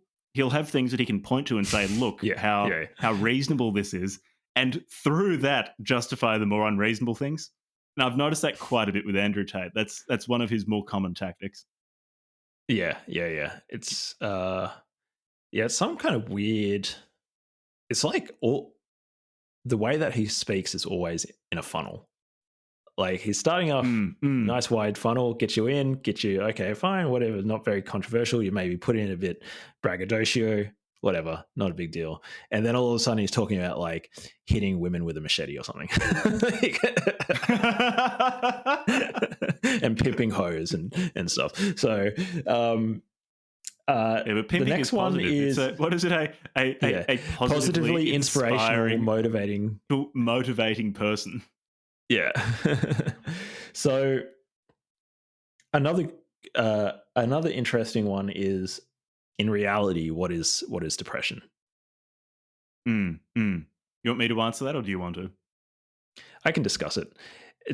He basically thinks in in most cases, I'd say, that maybe there's extreme situations where somebody has like some disorder, but essentially that it's it's people identifying with a narrative, and if you just don't identify it, if you just don't think identify with it, you just don't think depression exists, and you just accept that life is suffering sometimes and stuff is hard, then and then just go to the gym and train and work on stuff, like it's not a thing essentially. And Mm. I don't know, maybe there was some other stuff where he is a little bit more sophisticated in his point of view, except the short answer is you don't have depression, stop being a little bitch, go and train.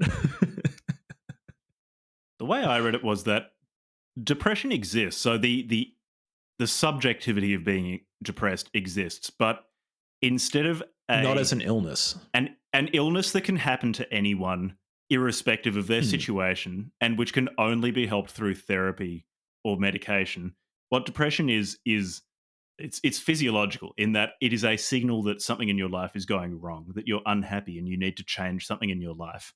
And if you sufficiently change things in your life, then the depression goes away.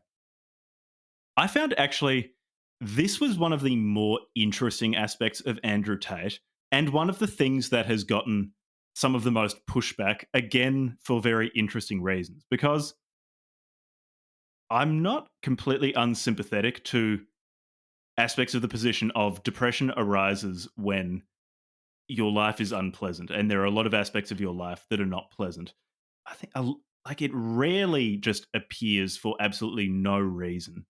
And I do think a lot of Mm. the time it is talked about as this thing. It's almost like catching a cold. Like it just happens to you out of Yeah. nowhere and it's unrelated Yeah. to the circumstances in your life, which I think is just wrong almost all of the time. It's related to what's going on in your life.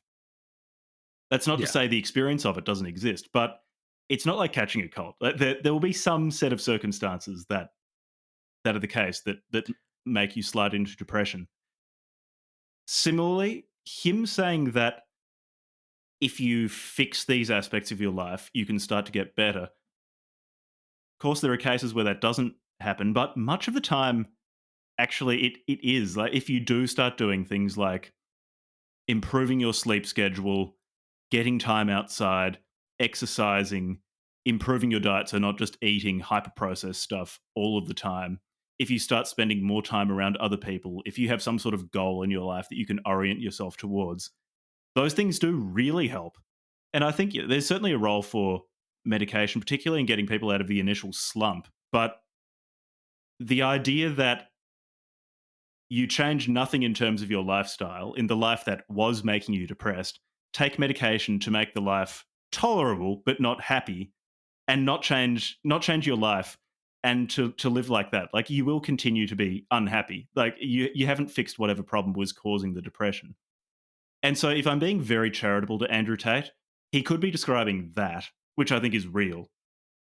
Also, a large part of the pushback against him, I do think, speaks to, it is present with millennials and even more present with people of Generation Z. And we'll see what Gen Alpha's like. But certain forms of mental illness are highly fashionable.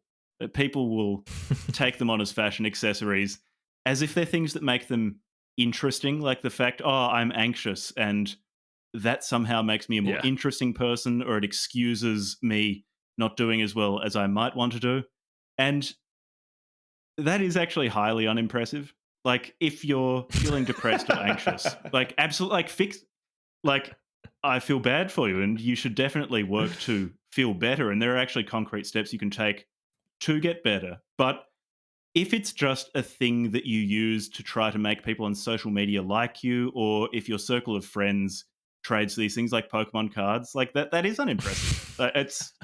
That's not interesting. It's not unusual. Everyone's fucking depressed or anxious. It's not Or has everybody fascinating. has You're not a tortured artist. everybody has It's adult ADHD now. Yeah, because we've all It's like, fucking burned our all dopaminergic these systems out on the internet. all these lawyers now conveniently have dexamphetamine prescriptions. Yeah. It's like, oh wow, who would have seen that coming? Wow, Yeah, all so these lawyers Andrew who Tate- managed to get through their law degrees now have ADHD, sure. Mhm, yeah. So Andrew Tate talking about mental illness, I think he does it in a very insensitive way. And in part, I think he's doing it too. Like, he knows what's going to get people outraged, because for quite a number of Mm. people, having some sort of mental illness is now just a personality trait, because they're otherwise too boring. And so they need to make being depressed like, this is my personality now. Like, I Well, there's talk a about cultural my dick being limp on SSRIs because I don't have anything more interesting to talk about. Like, or I've got look, I might it's be being a like, bit harsh. It's just valorizing your mental illness isn't going to make you better. Like, yeah, it might seem cool and romantic when you're 19. If you're a 55-year-old fuck up who never got on top of their mental illness because you thought it was cool and now the world's left you behind, it's not cool anymore. You're just a fucking burnout. Like, this is something you can do something about. And I do think Andrew Tate, again, if I'm interpreting him generously, taking aim at that phenomenon is like, he's actually addressing something real. And I think that's part of what a certain group of his fan base do respond to. That sense that you're not powerless, that you can actually do things to improve your mood and your life. yeah, the cultural normalization of passivity and then the medicalization Mm. of Yep. normal human emotions. Yeah, Yep. interesting. I don't probably know enough older people who have exhibited the sorts of things that you speak about. The older people that I know with psychiatric disorders have legitimate psychiatric disorders. Mm. And I I think don't know it about being this, like highly fashionable this is faux, new. this Like, faux depression. mm. But I've not seen it in older people, but yeah, like people in their teens and 20s, I maybe is more something that I've seen in my experience, like, you know, that I hang out with those fucking filthy youth anymore now that I'm 30 and old. But yeah, like in my 20s, especially at uni, yeah, like that was a huge thing. Or yeah, it seems like everybody had like some excuse about why they couldn't get in their assignment on time. Maybe that's driving. Yeah, well, there are a few things going on. One, like at the most ungenerous, like people use it as an excuse. Yeah. To be more generous, like the experience of it is real, but yeah, you could say, oh well, maybe it's to use the I guess like the BuzzFeed way of describing depression. Oh, it's everyone has suddenly just developed a chemical imbalance in their brains, which for some reason just wasn't present a few decades ago. It just suddenly happened. Like our neurochemistry just fundamentally shifted for no reason. Or you could say there are aspects of how we live now which make people really, really unhappy. Like younger people are put under increasing pressure, so that an aspect of it is probably elite overproduction. So the way previously to get into the ruling class was through educational institutions to a large extent. We've started increasing the number of people going through those institutions massively, so it's more competitive within them. If we're just using the context of, like you said, people you met at uni. So there's greatly increased competition. It's more expensive, so you take on debt and you're aware that that debt is going to be hanging over you. And then, like when people get out the other side, they realize, oh, well, we've massively expanded the intake of people who were supposed to go into like ruling class positions, but the number of ruling class positions hasn't expanded. So now you've got this large sort of outer ruling class who aren't earning much money and don't have the prestige that they feel they were promised, who still have aspects of highly controlled, rote, and uncreative existence which they don't find fulfilling, who live in a society which is more socially atomized, where people just interact with human beings less and spend more and more time online or playing video games or doing some sort of I think Mumford called them shock absorbers. Elul called them, I think, human techniques. People partaking in things which make this life tolerable but not happy. That does make people unhappy. That does make people depressed. Like, that's real.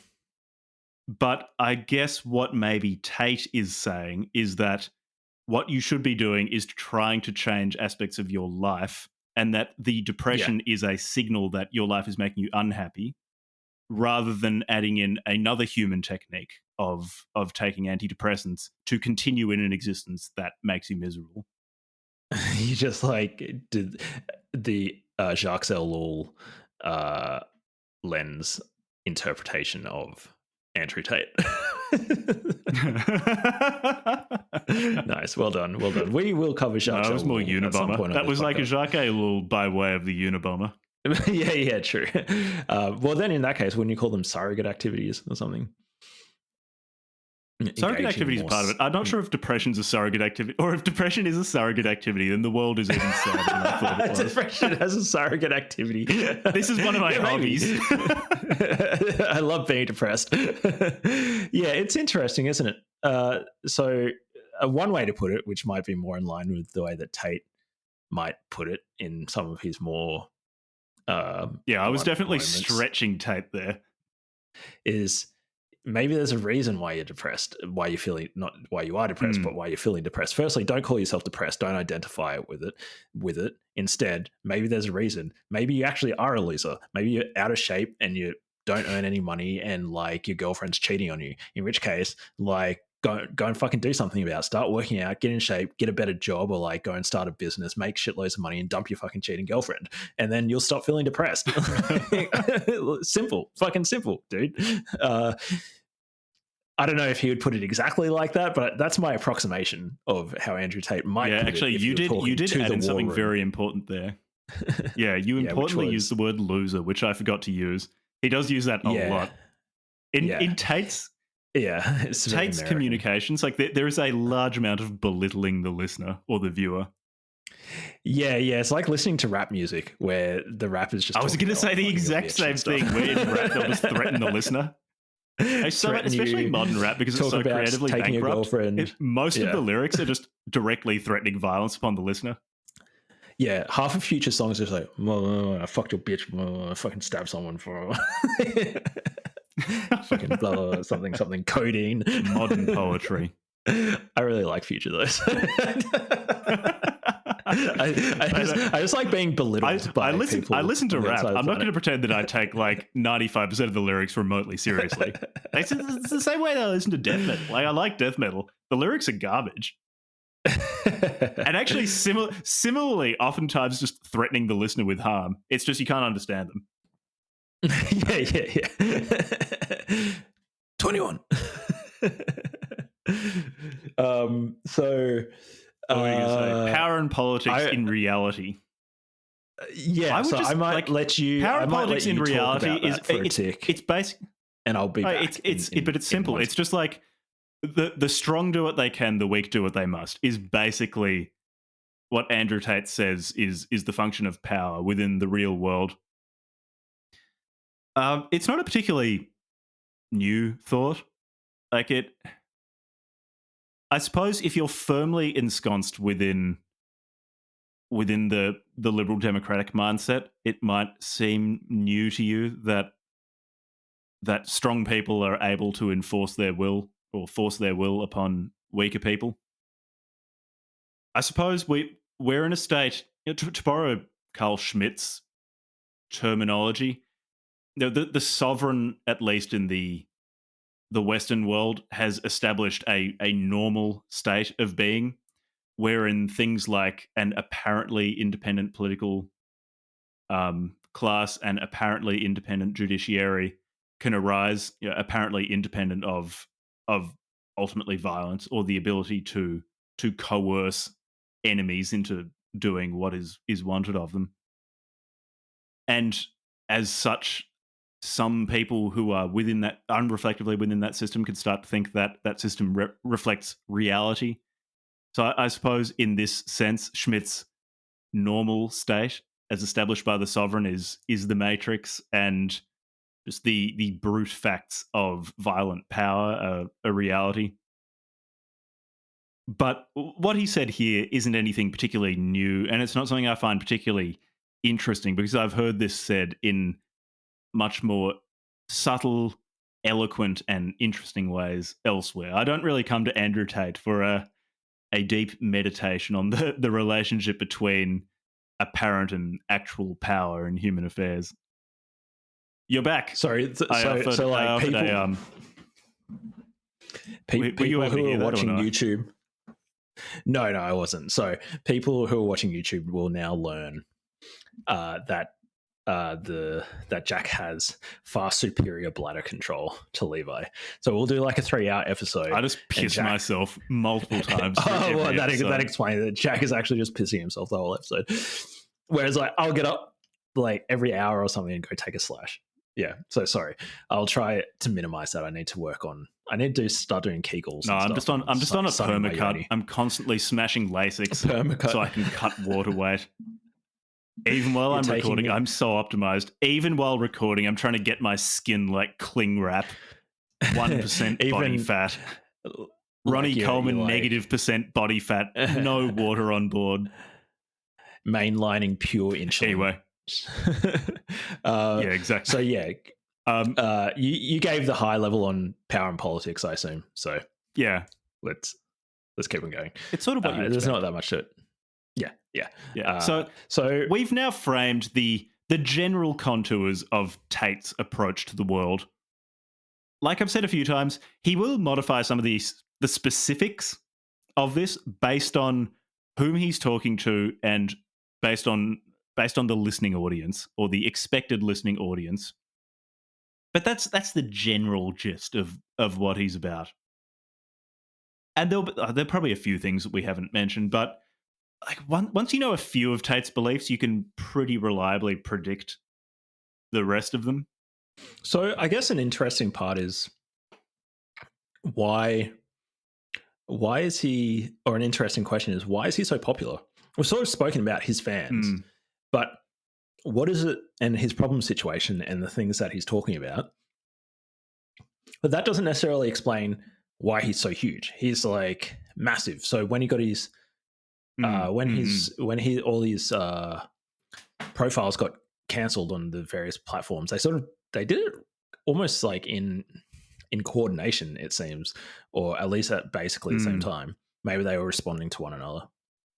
And he had, across all the platforms, I would imagine, at least 10 million, maybe multiple tens of millions of followers.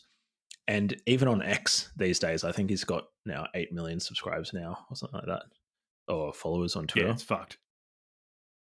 Like, the guy Uh, understands social media. Oh, yeah. He really Yeah, for understands sure. how the media landscape works at the moment.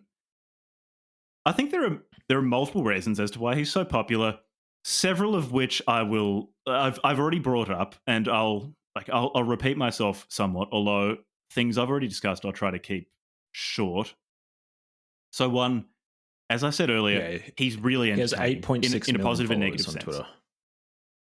Yeah, that's crazy, and he has to keep changing accounts because he keeps getting banned. Although under new Elon Twitter, Elon X, then he might not get banned as much. But he's fun to listen to, even as someone who's ambivalent on him. Like, I don't hate him. I don't love him. Like, I wouldn't take him seriously as a thinker, but I don't loathe him. But even as someone who's ambivalent regarding Andrew Tate, he's fun to listen to. He speaks super well. He can be quite funny in a very crude way. And he just understands how the media landscape works now. So people like either seeing a train wreck or seeing the people they don't like getting really angry, or watching someone that makes them really angry. And Tate is good at all three of those things. For particularly like men between the ages of 14 and 35, or whatever his key demographic is, a portion of those people who feel like they're being ignored or talked about and not to, given that so much of politics is recognition. Tate both recognizes them, says things that are pointed enough that they can see themselves in it, are vague enough that they can also see themselves in what he says, and that he makes people that I imagine a portion of young men feel against them. He makes those people really angry, and angry in a really comical way. Tate's way of making people who disagree with him angry is to say something that really pisses them off with kind of a wink to make it unclear if he's being serious or not, and then to smirk at their reaction. And like, I imagine that's very gratifying to watch. So he's good at that. You could think of it as like his core audience is like these young men, as Jack was saying. Andrew Tate is almost like a Rorschach image for them on the internet. Just look into it and what you see whatever you want. Sure, fine, be about masculine, be all masculine, but if you have a little bit of like, if you don't really like women, you can also see that if you want, or whatever. Or you can see him standing or up if you to love power, women, or and you can say like, or if you love women, I only want women to be happy, which is why I'm saying that they should adhere to these natural roles that make them happy.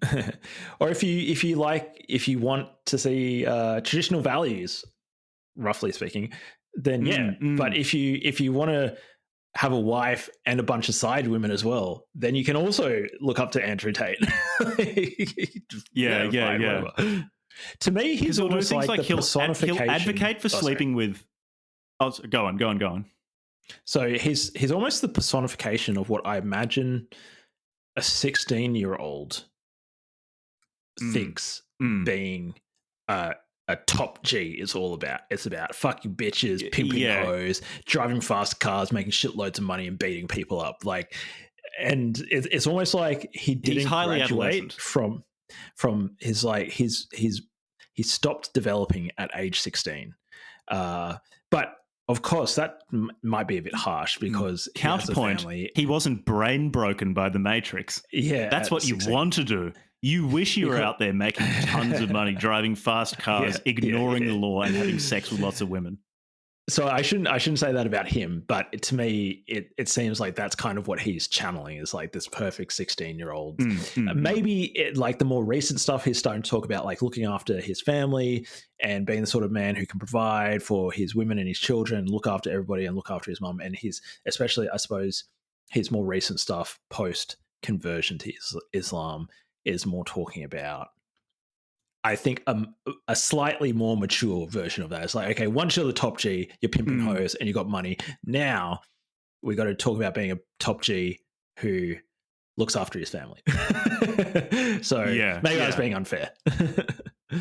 Yeah, it's hard to say the extent to which he's evolved through time and the extent to which he just modifies his message based on what he thinks will play best with his present audience. So I'm not sure what specifically he believes, like as of now, as of the 21st of January 2024 when we're recording, but it's very slippery and oftentimes actually when he's being his most masterful in being all things to all people, or at least trying to maximize audience agreement, he'll do things like, I recall in one interview he was saying that he believes finding one woman and settling down with them, starting a family and supporting them is the best thing you can do. But he's a flawed person, which is why he sleeps with so many women. And I thought that was a brilliant piece of politics, because on the one hand, he can appeal to the people who think that you should have the trad life and just have one woman and a family. I'm not joking when I say it's brilliant politics. And you saying that he could run for president has really, really started working its way through my mind. I think he would. And got that brainworm in you. But yeah. He could do really, really well, because he's so good at saying one thing that can appeal to what one would assume to be diametrically opposed, or groups that hold very, very different beliefs. If not diametrically opposed, then at least groups with very different beliefs. Those who think that you should be monogamous and support one woman, those who think that you should try to sleep around as much as possible because that's really, really manly and based. So that's impressive. And I think that political ability goes a lot of the way to explaining his popularity, in addition to how entertaining he is, and in addition to how good he is at generating attention. Because much of what generates attention, and it's sort of just revealed preference in people. Like, no matter what people claim they like, people love seeing a train wreck. People love seeing something outrageous, something that either outrages you or something that makes people you don't like outraged. People love it. And Tate is so good at that, in part because he refuses to apologize. Like, he'll say something absolutely outrageous that is kind of red meat to his followers, who will either unironically agree or will interpret it as Tate being ironic or sarcastic, or saying something without really meaning it all the way, just to irritate people. So he's good from that perspective, but also the people who just seethe with rage when Andrew Tate says something, but keep seeking him out. He understands how to get attention in the new media landscape so well.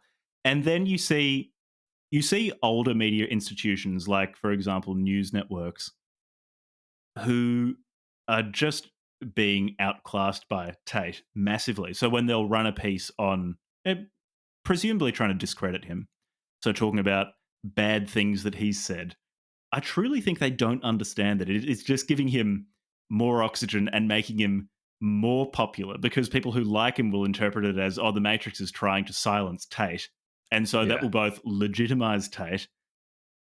It might also expose certain people who didn't know about Tate but are inclined to like him to Andrew Tate. And it also gets him attention in that people who hate him are going to more passionately and with more of their attention and time hate Andrew Tate. He gets how to bring in attention and how to monetize it. So, because he's constantly upselling.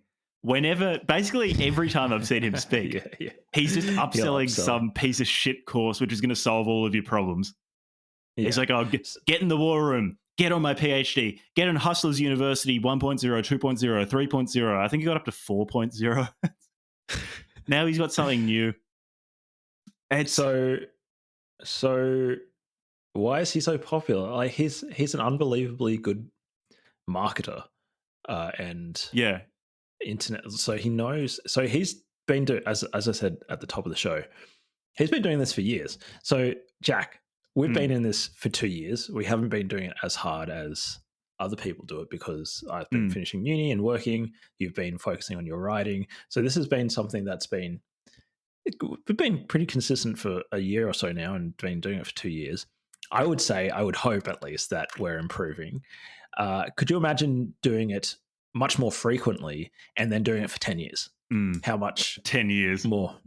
Yeah, like 5 times, or potentially maybe more like 12. Potentially, he might. Maybe he started more like 2011 or 2012, and going on other people's shows. The guy has a lot of practice at speaking. I think that's part of the reason why he's so eloquent. He's very consistent. He sticks to his narrative. He sticks to his points. But he's also quick. He's witty. He's confident. The guy's got 10 years of just like smashing this stuff out, and I think he's working with a pretty solid base, anyways, in the first place. Because when I saw the clip from 2011 when he was on the martial arts show, he was young. He's obviously you sent me that one. Yeah, he was young, not like who he is today, but he was still well spoken back then. So he was starting from a good base. He still spoke well, yeah, and then now he's just honed that skill to an incredible level. So, props to him. But in particular, he also knows how to use the technology itself, to whether it was TikTok. Yeah, he's really Twitter, good at it. And then networking with other podcasters and going on their shows, going on Alex Jones, going on talk shows and saying inflammatory things.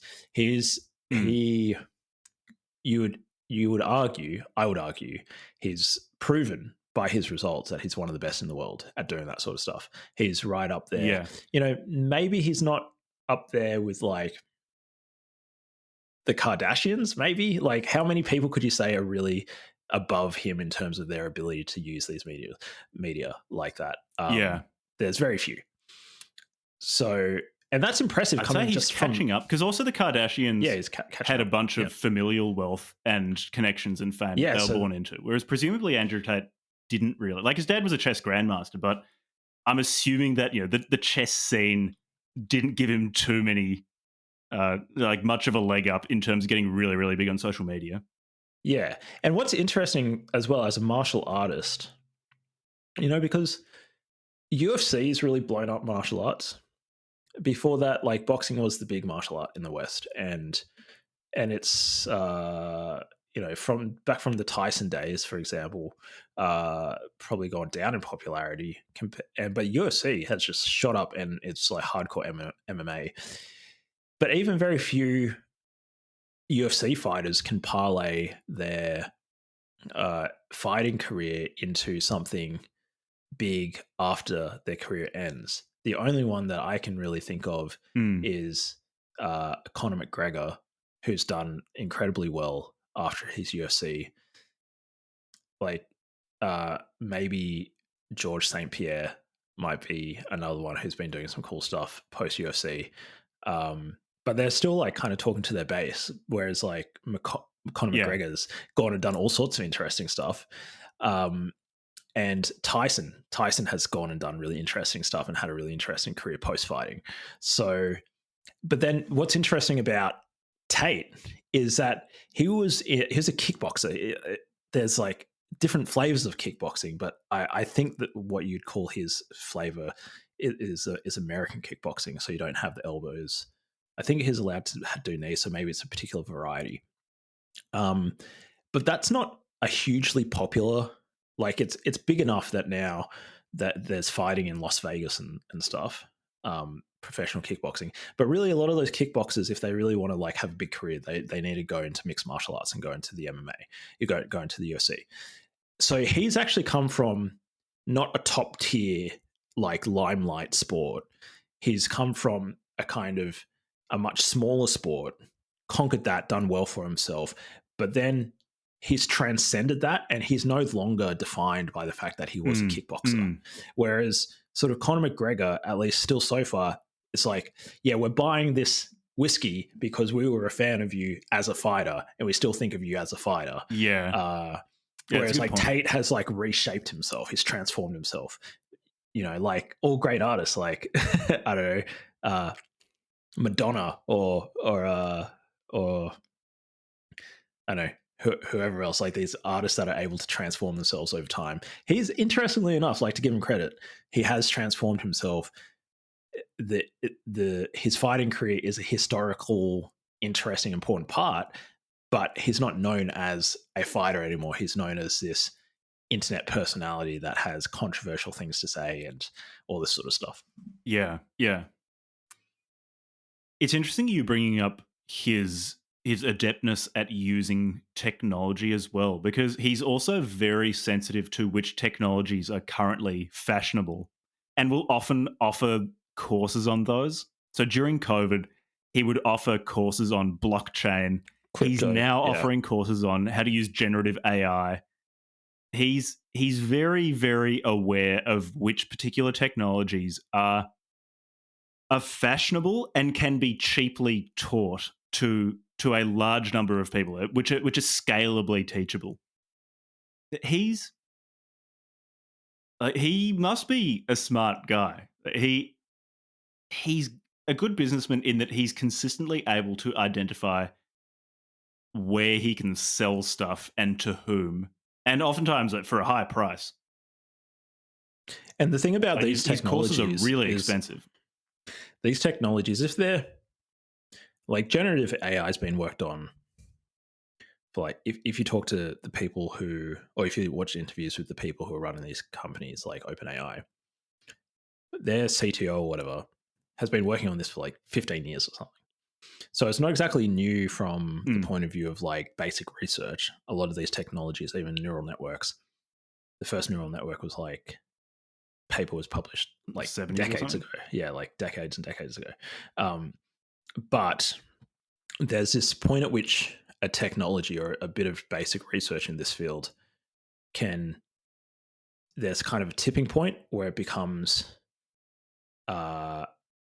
usable enough, useful enough, accessible enough, and the UI to use it is well designed enough by one or more companies that it tips over into being able to be used by just other business, like where that building the AI isn't their core business, but using it to generate reports or whatever, create marketing copy and stuff, it tips over. And if you are, not that I've done this obviously, but it seems to me this is my analysis of it. If you, at the very beginning of those trends, like crypto went through this, generative AI has been going through this recently. Like creating online courses itself and creating content has sort of gone through this over the last few years.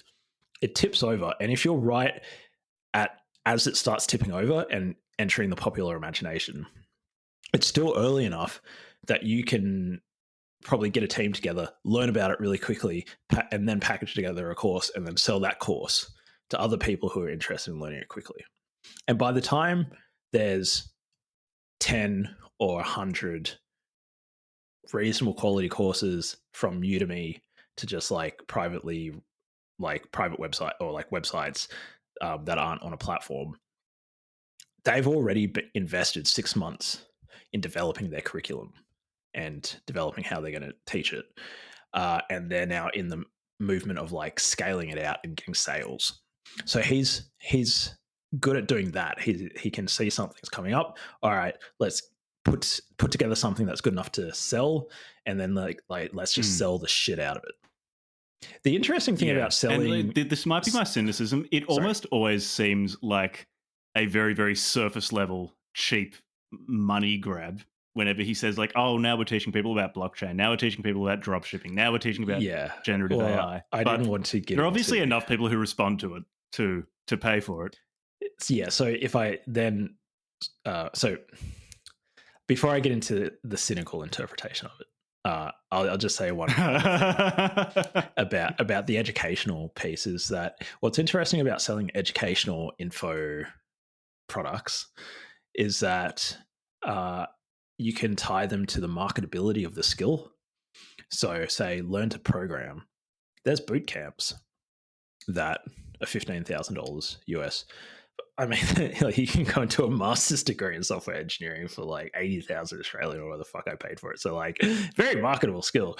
And like or you can, you know, sell a $200 course on it or a $30. So but they're tied to the idea that the person who's buying it is going to go through some income transformation. So if you're a non-skilled person working in, I don't know, McDonald's or something, and you invest 6 months in this boot camp for $10,000, and at the end of it, you are able to then get a $90,000 a year job as a programmer, up from your $50,000 a year job as a McDonald's employee.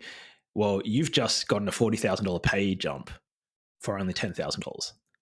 So it's an incredibly simple sales pitch, because you can just tie, well, it costs this much, but you're going to improve your sales or you're going to improve your income by this much.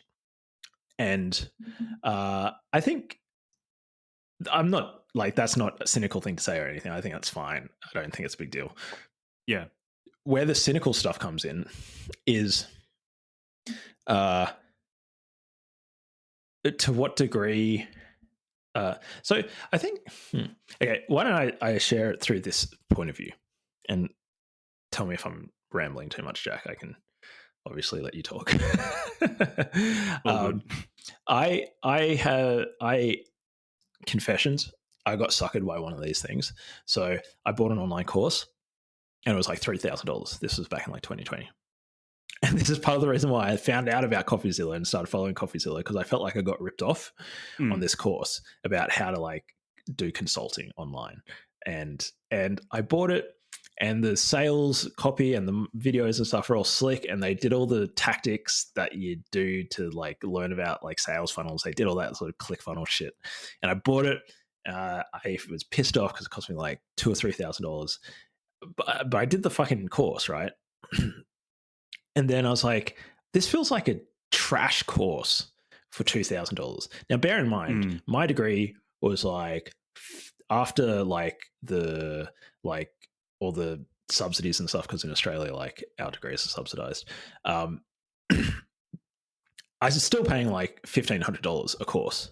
So I'm used to spending a lot on my education, and $1,500 for a course. So like for a semester, that's like $6,000 if you do four subjects. But like for $1,500, maybe it's $3,000 after like before the subsidy. For $3,000, get a whole bunch of classes, get tutorials, get a network of peers, get to actually go and do assignments that get marked, and get like one-on-one like feedback on everything that I do. And I also get to like go and spend time with other people who are interested in the field and engineers and stuff. This particular thing, it was like the same price essentially as a university course, except all it was just a bunch of shitty videos. And okay, maybe some university courses, like as much, the reason why I'm impressed with this, because like I sort of like give university a lot of shit, but in some circumstances it's actually a lot better than some of the crap that people are putting out online. It's extremely high level, just like could have just like read blog articles for this fucking $3,000 course. And I was like, what did I just fucking pay for? Like, and the issue is, I wouldn't call that course necessarily a scam, because they delivered on what they said they would deliver, but it was clear that the choice that they made in the way that they ran their business, or the way they still run their business, is they put all the emphasis on getting the sale. So their marketing copy super slick, their website super slick, like all their sales funnels super slick, and their targeting is very like, they're targeting people who, well, in my case at the time, I was like, I was not feeling so great about myself, like feeling pretty desperate to like get better at making money. Whereas like I'm fine now. So like I think I'm less susceptible to that sort of stuff. But like they're targeting people who are either in financial duress or are financially desperate and are trying to make some sort of improvement in their life. And then they don't deliver the value. Some people call it's not necessarily a scam, but it's like it's the person thinks they're going to get something that's up here for people who are listening, I'm like putting one hand up high, but then what they actually deliver is down here in quality. And I don't know if it's necessarily like, it's not legally a scam. Like if they got taken to court, they'd be like, well, we delivered the content, like you get what you pay for. But it's this almost like, you still feel like a sucker after like getting into one of these things. So I sort of like went super off these sorts of courses and super off online education, got into CoffeeZilla, and now I went through a period where I was like, everything's a fucking scam.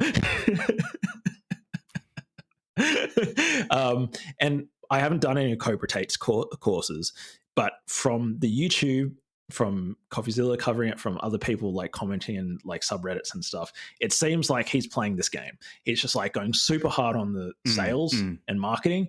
Just like, can I sell this course for $1,000 or whatever? I don't give a shit. And I will just like tick the boxes to make sure that like they can't actually sue me, but I'm going to deliver the bare minimum to like make it so I'm not suable. And then scale that out. Like if I can get 100 million people seeing this, and a few thousand of them buy my $1,000 course, and I'm going to make a shitload of money. So I don't give a shit.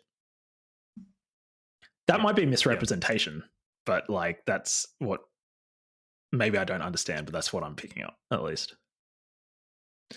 Yeah, I'd say that's probably a lot of what he's selling. What were we even talking about? Oh, why he's so popular. Oh yeah, well, yeah, I think that's where we started, but like, yeah, whatever, yeah, like so. Yeah, basically, he's so popular because he wants to be known by as many people as possible, so he can sell them shit, essentially, and he has the skills and he has the money because what he's selling is scalable information, essentially, for the most part, other than his merch. He can now afford to like invest a shitload of money in buying a sick house, for example, and then filming all his stuff in his sick house so he can put on this image of like being a top G. And it's essentially all just like, it's this weird self-fulfilling prophecy which some people can pull off, which is you talk about being rich and famous, sell a course about being rich, and then you get more money to be more rich. It's the hyperstition of the manosphere. But there might be people who would disagree with my characterization of what he's done and have gone and attended his classes or whatever and feel like it really made a difference and they got their money's worth. So maybe, I haven't done any of his courses, so maybe I'm misrepresenting what he said. Or like what the quality of his information and educational content. You want to talk about the things that we think he gets right? Yeah. Yeah. Because it's like, I think part 2 of his popularity is because a bunch of the things he does say are right. Like they're not things that I'd really disagree with. Particularly the self-improvement stuff for young men, when he says, in so many words, in often a more vulgar, confrontational way, get fit and healthy, eat well, have friends, have some sort of goal that you're working towards, become of independent means. When he's talking about that sort of stuff, and also just telling people that they're not helpless, they can exercise some sort of control over what happens to them. Maybe it's not perfect, but they're not completely powerless. That stuff I think is pretty positive. I think that's good for people to hear. Yeah, that's all fine. Yeah, like that's fine. Encouraging people to start their own businesses too. I like that. Yeah, that's fine. Like Even if people, it's a side hustle or whatever, give it a go. A risk tolerant enough, if they're brave enough to start their own company or their own business, such that they can control their time and have money, then that's cool. I'm for people encouraging others to do that. What about you? Are there other things that you think he gets right? And it's positive. I guess that he's probably these things into the world. Consumed enough of his content to really have a sense of, like, I've watched several of his interviews where I watched the George Janko interview as well, where he's not being critically analyzed. He's just George Janko sucking him off. Yeah. Andrew Tate sucks Andrew Tate off. Yeah. So, yeah, like on paper, if you said, Andrew Tate talks about things like what he calls masculine excellence. And masculine excellence includes things like having confidence, going to the gym and becoming strong and fit, training your body, and also having something to train your mind, like starting a business and going and making lots of Mm, money and mm, not being ashamed of making lots of money and doing like stereotypically or traditionally masculine things like wanting to buy a nice car and live in a nice house. Like those things are all good. Maybe if you just read that on paper, you'd be like, yeah, that's fine. That's cool. And then yeah, I yeah. don't necessarily think I'd have anything particularly wrong with that.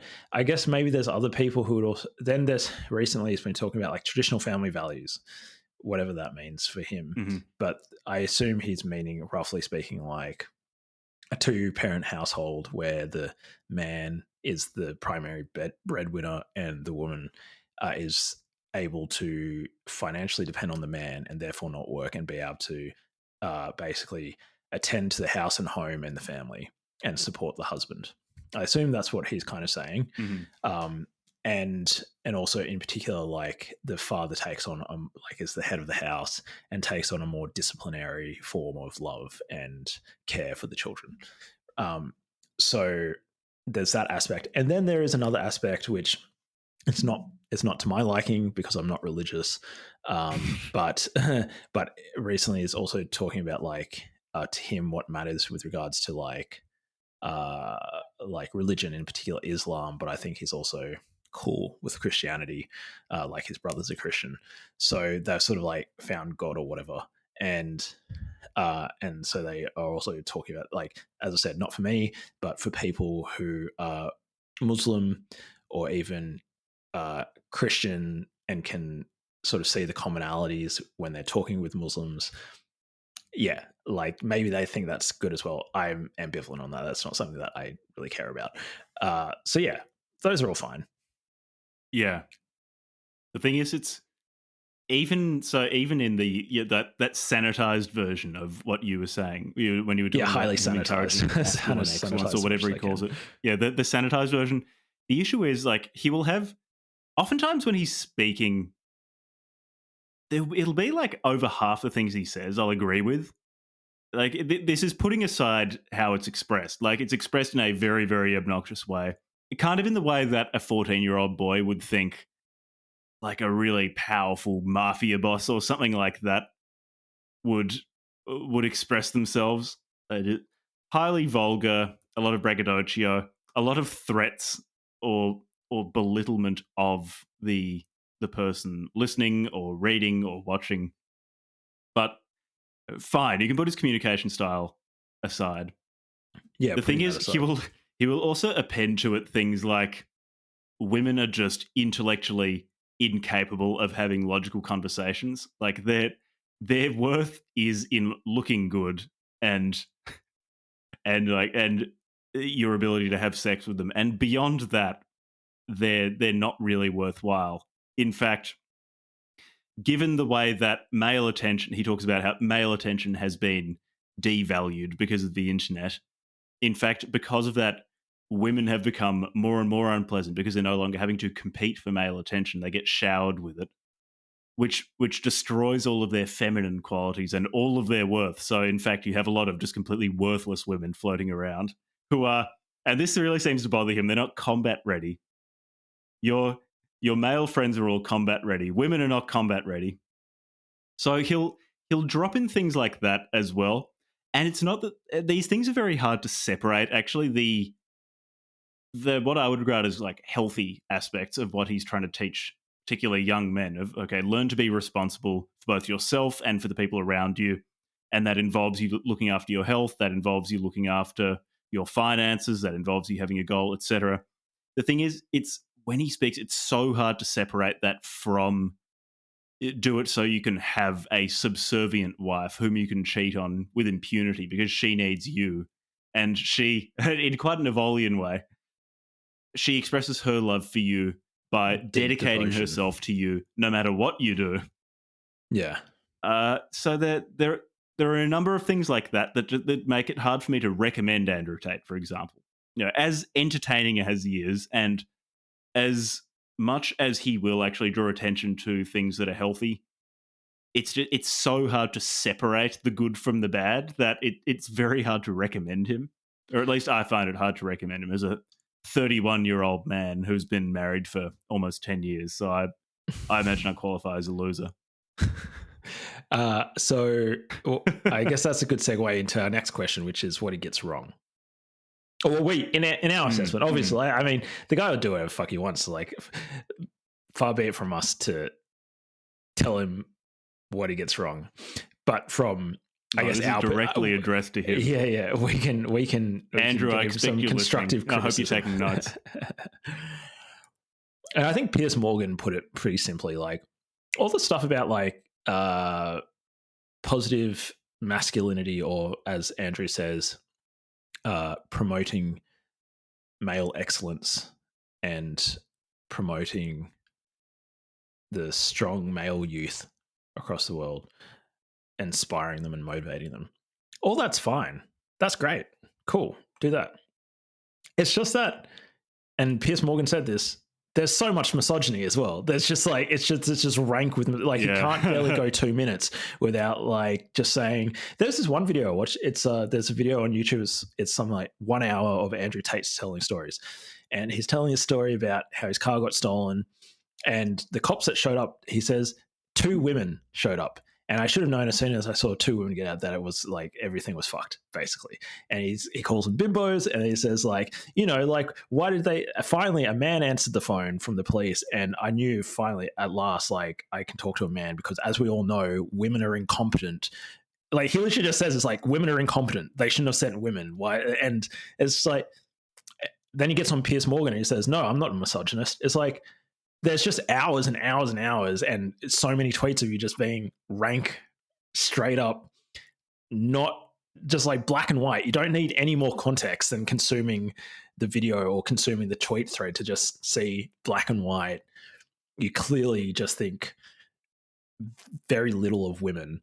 And especially when during his pimping hose phase online and stuff, it's like, man, how do you think for a second?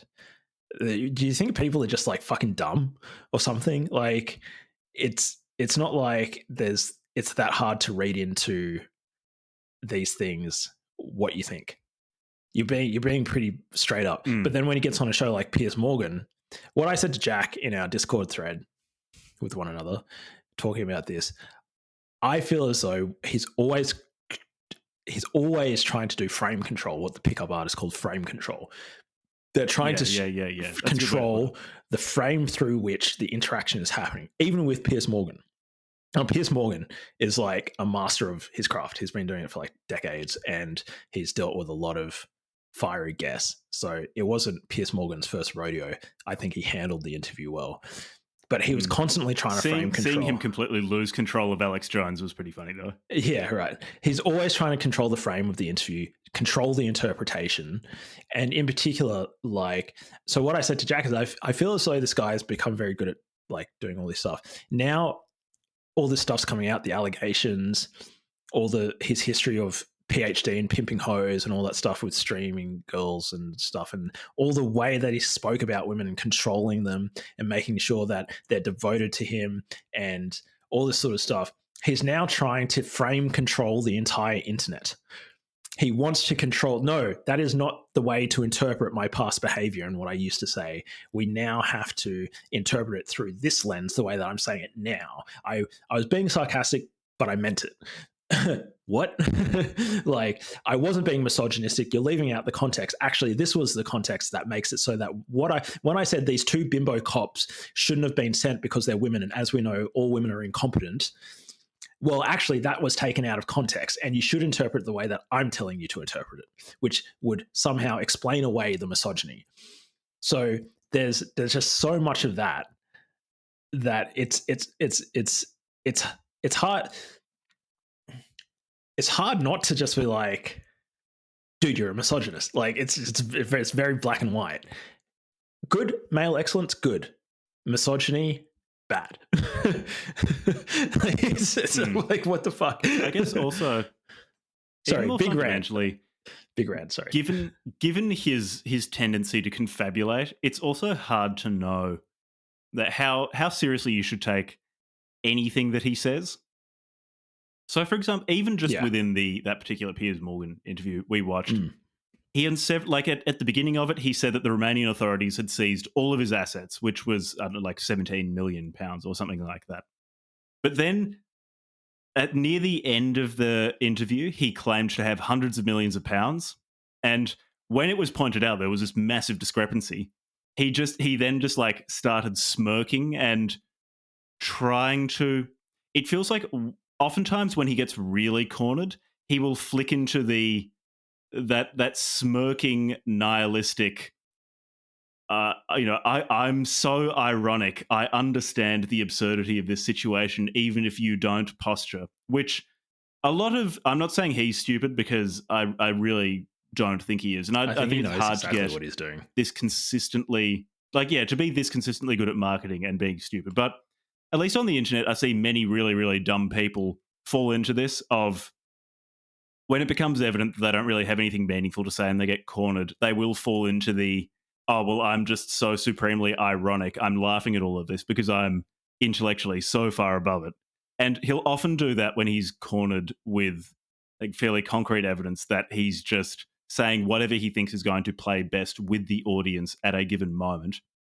And he does this with all sorts of things. So like when you brought up the example of his view of women, which I imagine is quite negative. And when he's among people of like mind, when it comes to women, he tends to be fairly open about saying like, oh yeah, I'm a misogynist, I am sexist, because I understand the real world and the real relationship between men and women. But when he's confronted by someone like Piers Morgan, who holds much more progressive views of men and women, he moderates himself, and he's obviously sensitive to what Piers Morgan thinks, and on some level wants to please him because he is moderating what he says and he is changing his message to be something that is more in line with progressive mores with respect to how men and women should be viewed and should behave with respect to one another. Yeah. I suppose he did that on the George and that's fine from a marketing perspective. Huh. From a marketing perspective and a political perspective, that's fine. Like, that works. The issue is when it comes to it makes it difficult to know what you should believe when he talks, because having watched not much Andrew Tate, like a few hours of it and of his interviews, and then reading this book, which is a compendium of things he said. But he's put already out so much stuff. Everything he says now I view through the lens of, well, is he saying it because it is currently convenient with respect to his marketing efforts, or does he actually believe this? Yeah. And that makes it very hard to view anyone as anything more than light entertainment, which is ultimately how I view Andrew Tate. Like, he is an entertainer and not one that I take particularly seriously in terms of what he thinks. And given how changeable his beliefs are based on convenience, I don't really see him being able to rise above that. At least, and this is something that everyone seeks, at least in my eyes. He has a hard time meeting with my intellectual approval, which is, of course, a highly sought after prize. And really the only standard by which that is what he's been driving at all these years, to meet with the approval of an Australian podcast host of an obscure podcast. That's probably actually my most fundamental problem with Andrew Tate is that he doesn't agree with I just can't take him seriously because I don't know when he's going to just change his beliefs. Yeah. Granted, certain things are constant. So his appreciation of a certain form of masculinity, his appreciation of a subservient femininity, and his appreciation of, I guess, his own freedom have been quite consistent. Yeah. I think what's interesting about Andrew Tate one of the several things that are interesting about him is, to me, there's a class of people or a type of person or whatever, however you want to say it, whose goal is fame. So I contrast that with like what we're doing. So with what we're doing, it will be important to build the audience and to have at least a large enough audience that we can sell your books and stuff and make a living off it. Make some cash and be independent. And we've got a way to go to make that happen, which is fine. But to me, that's more like a certain level of knownness. I wouldn't necessarily say fame is a necessary component of making this into a financially stable venture project, and it's necessary for anybody who wants to build some sort of business online that's based around their thoughts and ideas, podcasters, bloggers, and so forth. But you can imagine having 1 million people following your podcast, and I don't necessarily think I would consider that person famous if it's a very particular niche. Like, for example, there's this thing called Lenny Show by this product manager whose first name is Lenny, and he's a very good product manager, and he has all the product management like gurus on his show, and it's very good. But this guy Lenny isn't famous. Like, if he's just walking down the street, people aren't going to know who he is. It's only like if he goes to a conference about product management or about software where people would recognize and be like, oh, great, like I love your show and stuff. So for that particular audience, in that particular context community, he's well known. But then there's people who, then there's like careers where being as famous as possible is beneficial, like being an actor. But you're fundamentally, as an actor, it's still a market-based, notwithstanding all the conversations about nepotism in Hollywood, you're still being paid because in the competitive market of actors, you're one of the best actors. Say like Leonardo DiCaprio, hyper famous, but he's also an incredible actor. And then there's a type of person or a type of career where being famous is not a means to an end, or having some level of knownness is not a means to an end, but it's an end in and of itself. And to some degree, it doesn't even necessarily matter how you become famous. You just got to get famous. And I would put potentially at least the early form of the Kardashians in that sort of film. But anybody basically, in my mind, who goes on a show like Big Brother has basically just waved a flag and said, and some people who go on Big Brother are just completely talentless. Like, they have nothing to offer the world, but for some reason they think they should be known by millions of people. And they go on and they cause a bunch of drama, and they know that if they get enough of a stir and maybe a following on Instagram, they can parlay that into making money when they get off the show. Andrew Tate is like one of the top people in the world at that type of career. Yeah. And his goal was just to become as famous as possible, and he's achieved that. He's become one of the most famous people in the world. And I think he'll just say anything in the given context to keep on pushing that so that he can leverage that fame to make more money. And I think it's a very interesting case study in, like, maybe he's happy, maybe he's not, whatever, his life, whatever. But to me, it almost highlights again that I find that just wanting to be famous just because you want people to know who you are can lead into very dangerous territories. I'm not sure that I would ever want to swap places with somebody like Andrew Tate. It looks like it's not the sort of life that I would want to live.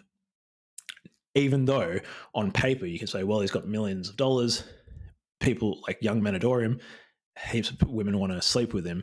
To me, the way in which he acquired that, the person that he had to become in order to end up where he is, compared to somebody else like, say, Cristiano Ronaldo, everybody wants to sleep with him, he's a billionaire, so forth. He did that through what I consider a really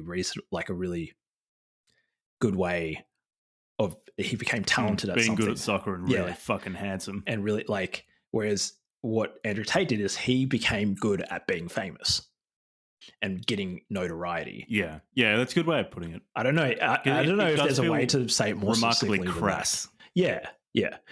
And to me, that's not something that I particularly respect. Like, I can't think of anybody in that class of people. No, I would say I definitely respect his marketing genius, his ability. I respect, and I think it's truly genius. An ability. Yep. His marketing ability. Yeah. But I guess it's For sure. the guiding principle. Like, what is it in service of? It's in service of something that I consider very, very crass and don't particularly respect. But I suppose he would say he's wealthier and more famous than I am, so it doesn't matter. Yeah, I guess that's one way to measure somebody's life. Whatever. Yeah, so in summary, I would say that's like, yeah, it's not my cup of tea.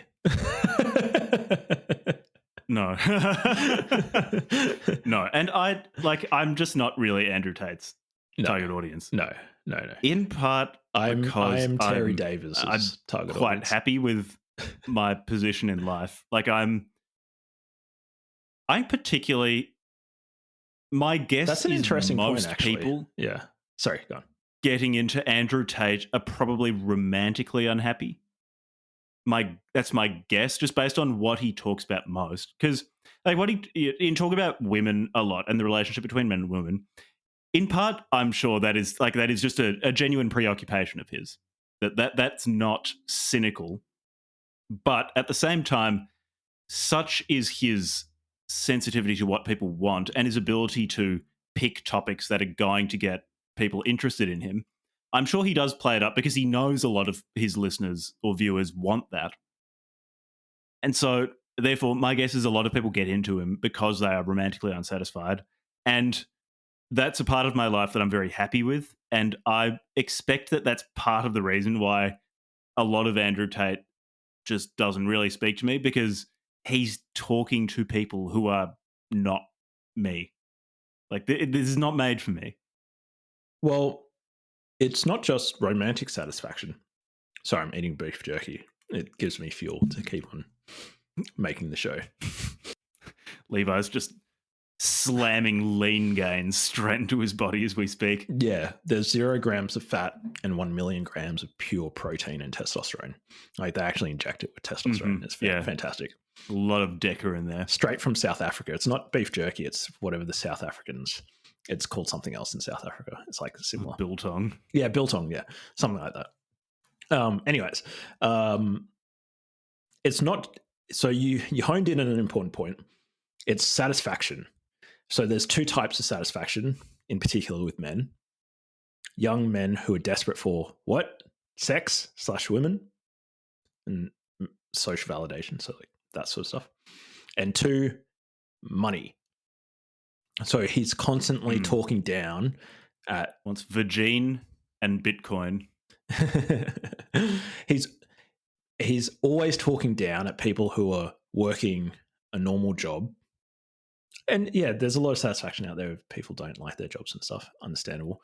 But he's like putting people down for just like having a regular job and saying that's the matrix and stuff. And then if you're not fucking 5 different women every week, even if you've got a partner, then you're a loser, basically. Who are all aware of each other and who are all happy with the situation because they love you so much.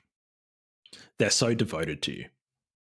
So maybe, anyways, that's some of the things, I guess, what we feel he gets wrong, or that it's not to our liking. I mean, you got to make up your own mind on this stuff, right? His fans clearly fucking love what he does, so more power to him. Do you want to talk a little bit about the manosphere? And in particular, like Tate's place in the manosphere, because the manosphere is a weird part of the internet. So, I mean, I have to preface this again with actually for a fairly similar reason as to why I think Andrew Tate's stuff doesn't really appeal to me. I never got into the manosphere because, like, I feel like my romantic life has been something I've been fine with for quite a while. Like, I just never really got into the manosphere. And that does seem to be the main way that people get into it, because they have a bad breakup or they like can't find a woman that they're interested in or something like that. It's, in fact, my contact with the manosphere has been almost only through the lens of this podcast. So my view of it is going to be pretty narrow, like probably unrepresented. Okay. Give us your view. Like, what is your understanding? Not that charitable as a result of that. Yeah, who are some of the key people in the manosphere, and what's your overall understanding of, like, what is it and what's the different sections of it? I don't even know key people. I know it's like it's a loose constellation of various groups who are all interested in masculinity in some way, but the emphasis will be different. Like MGTOW, like men go their own way, are people who just forswear women and say women are harpies, they can't help with anything, so we're just going to live a life without women. You get like pickup artists who are the opposite. They're obsessed with women and want to almost like scientifically work out ways to reprogram a woman's mind to make them go and have sex with you after knowing you for 20 minutes. You have red pill people whose interest in masculinity is that in some ways similar to Andrew Tate's, in that they say, they have their equivalent of the Matrix, which is the blue-pilled world, this world where you're taught that women are right about everything, that men and women are equal, but women are more equal than men, and men are terrible, women are really, really good. And they've seen this, they've taken the red pill, and as such, they try to have sex with a very large number of women, which is sort of what it boils down to. It's an elaborate mythology to promote having sex with a lot of people. Then there's the atomic kind black of pill. uninspiring.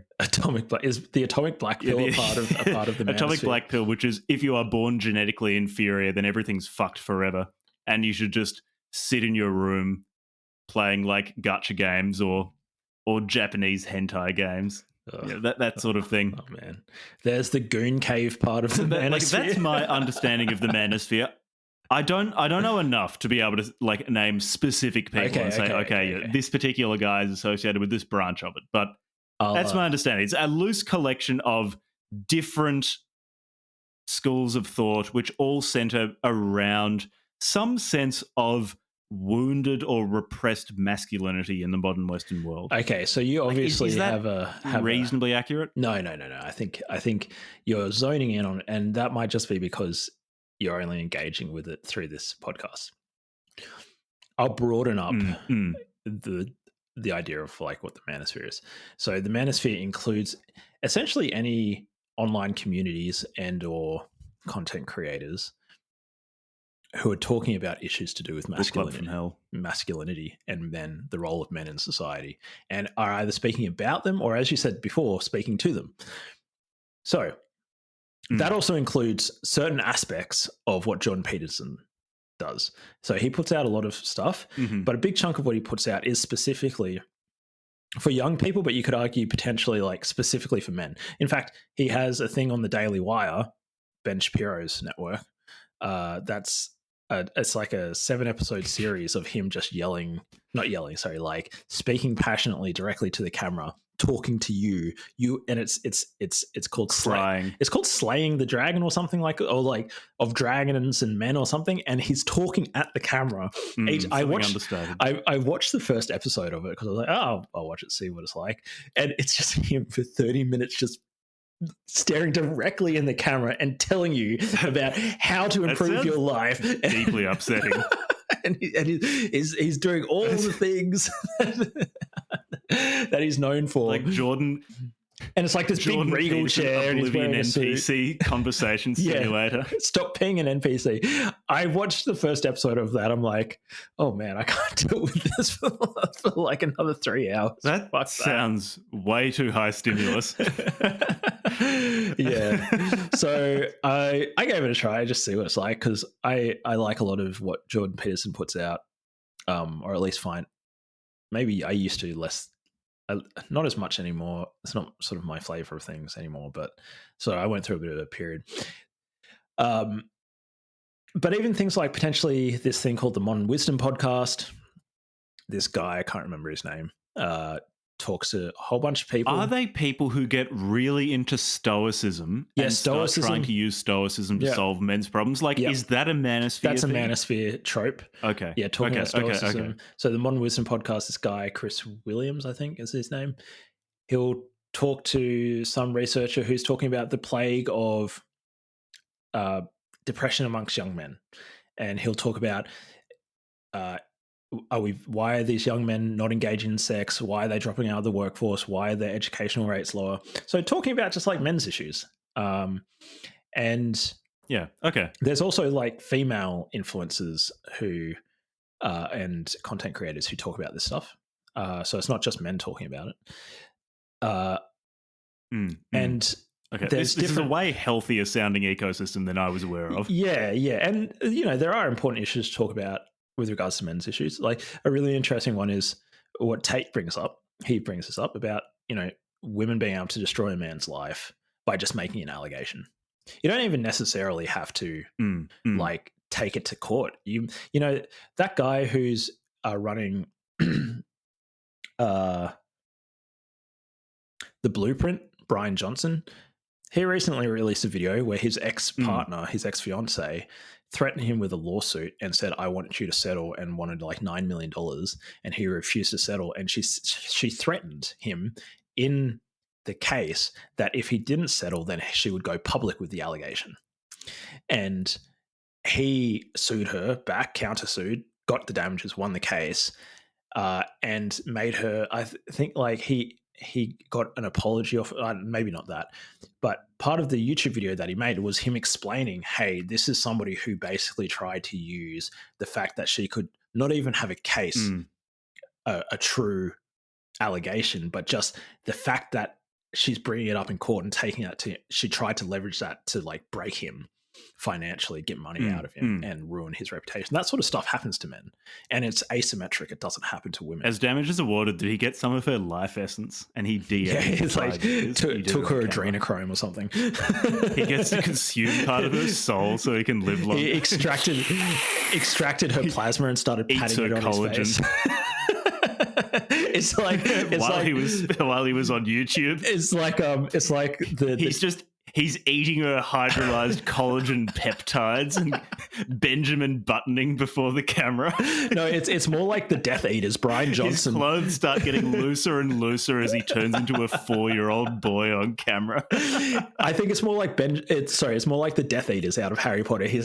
Brian Johnson is actually just floating around gaunt as fuck, like beautiful, fresh as a Dementor, and just like sucking the youth out of people. No. So anyway, one day he's going to turn into a zygote and it's going to split into a sperm and an egg, and he will have won. He will have transcended the human form. He will de-age to the point where he splits into his parents, who both carry his consciousness, and they will eventually split into his grandparents. Brian Johnson will repopulate the earth with his ancestry by going backwards through time. They will eventually become monkeys. They'll go all the way back to the first life form. He will de-age into just this soup of organic molecules that were present billions of years ago on Earth, all from consuming part of the soul of his wife as part of the damages awarded in court. She will set off a chain reaction which will replace all life in the universe with this man. I hope she's happy. I hope she's happy to have replaced all life on Earth with her ex-husband, that harpy. How could she have done this to us? She brought about this is the end why of the we world. need Andrew Tate. Only Andrew Tate can save us from the Brian Johnsonification of the world. Anyway, what were you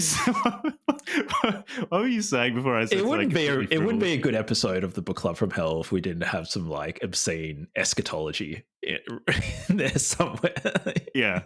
So it's just obligatory. So yes, all of I'm sure there's several theories about how the world is going to end. We've come up with this podcast every now and then. I like that one. We've come up with the ICP magnet scenario. Oh yeah, we Brian did that last episode, didn't we? Of the universe.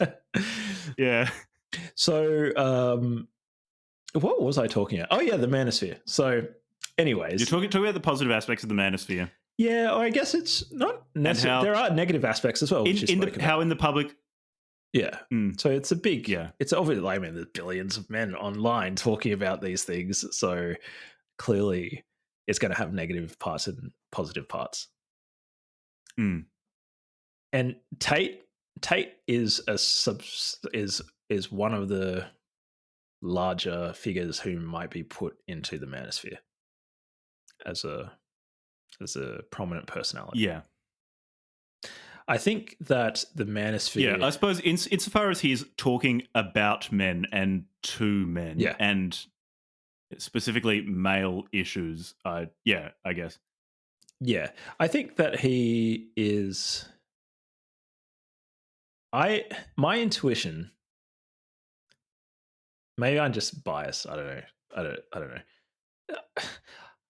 My intuition is that he's having a net negative effect, but he could obviously just argue, well, look at my numbers and look at how much money I'm making. So, yeah, it's not, as I said before. It's not, so he's found need in that. Yeah, there's something about how something about the Western world which has left a if not a majority, then a significant minority of young men dissatisfied in some way. Yeah. And that it's not being satisfied by more conventional people talking about masculinity. Yeah.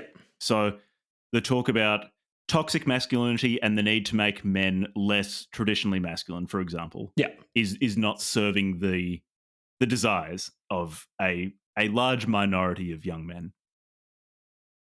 So, like, he's found problems that are not being served. Yeah. The thing is, I think some of his solutions to those things, I think, as I've said previously, are good, like encouraging people to take on more responsibility, to take responsibility for their mental and physical health. Yeah, things like that. That's fine. But he blends it together with things that I think are pretty unhelpful. Like, I think if you go through life with a very, very oppositional posture towards half of the species, towards the female half of the species, then like you're going to be bitter and resentful. It's like you're going to have to deal with women at some point in your life in a capacity that doesn't involve sleeping with them or trying to sleep with them or belittling them online. Like, you're going to need to work out how to deal with women. And the Andrew Tate way of dealing with women as a man is one that I can only see breeding deep resentment, because long term, like, it's not going to work out for you. Like, people can tell when someone is immediately, like, from the get-go against them for some particular reason, whether it's their gender, it's their race, it's their class background, something like that. People can pick up very, very quickly if you don't like them on the basis of something like that. And women aren't going to be nice to deal with if most of them can immediately tell that you harbor some sort of resentment against them. To which he might say, actually, he loves women. He's not resentful of them. That's fine, but so I think you can be resentful of a group of people and love some of them as well at the same time. I think the human mind is complex enough to have both of those things going at once. Like, maybe it is the case that he does love women on the whole, but resents what they are at the moment. Maybe that's a way to unite these two things. However, still in your moment-to-moment life, given that most women in the West are living in such a way that Andrew Tate probably resents, someone following Tateism is still going to be largely resentful of the women that he encounters in everyday life. Like, it's still going to be a net negative in your life if you live in this way. And so, yeah, I agree with you. I think overall, he's negatively contributing to the world. Yeah. I mean, it would be great if somehow, maybe this is like an interesting point if you want to say anything with regards to this. I think that, so I was trying to frame this, what's positive. Okay, so he's very strong, not physically, I'm not referring to physical strength, in terms of he's able to hold his own under pressure in a discussion with other people. Yeah. And talk very well and represent his point of view. But I think there's this, if you think like the strong man, like, the political strong man, the issue with optimizing for that one trait, won't apologize for anything, like barely just maybe sometimes acknowledge that the other person that he's talking to has made a good point. And to me, that seems very fragile. So it seems as though to me, the world benefits from learning and updating and getting better at stuff. And in particular, what I was thinking in my head is error correction. So a classic example of like political leaders who didn't error correct when they found out new information and like improved their strategy, changed their plan, was like, well, this is just taken from a book that I was reading about this stuff, was Tony Blair and George W. Bush with regards to some of the decisions they made about like the stuff in Afghanistan and Iraq. They didn't, when they found out new information about the situation, they didn't actually change their strategy, political and militarily. We can say that in hindsight because all this stuff's been like analyzed now. Maybe at the time it would be harder to make that assessment. And that caused a lot of issues. And eventually, like, you know, I don't know, like probably historically history might not look terribly kindly back on those situations. And the issue was there that they weren't willing to like error correct and admit when they had made a mistake based on the information they had at the time. And Andrew Tate and other people like him, and I'd include people like Trump, I can respect that they're dogged and they've put themselves in a position where they have to constantly advocate for their point of view and they have to go hard and that sort of stuff. But then I just think like, man, some of the stuff like with Trump, it's like, yeah, you've got this ability, this charisma, this personality that can be a leader. But then if you're not actually genuinely taking into account what other people in the world are saying about like, hey, you're making some mistakes here. Hey, like, do you really think it's healthy for the world's most powerful country and military to have a leader who has a history of belittling women? Well, obviously half the country did think that was okay for 4 years at least, and we'll see again in the next election. Seems to me as though like men like Andrew Tate don't, almost like they're so hard-headed, it's inhibiting their ability to error correct and actually take on board, hey, maybe when I said women are incompetent and maybe when I said all this stuff about pimping hoes and stuff, maybe at that point in my life, like, yeah, I was being an idiot and I'm not that person anymore. And I want to grow and become a better person. I want to take all the strengths that I've got now, but I want to get even better.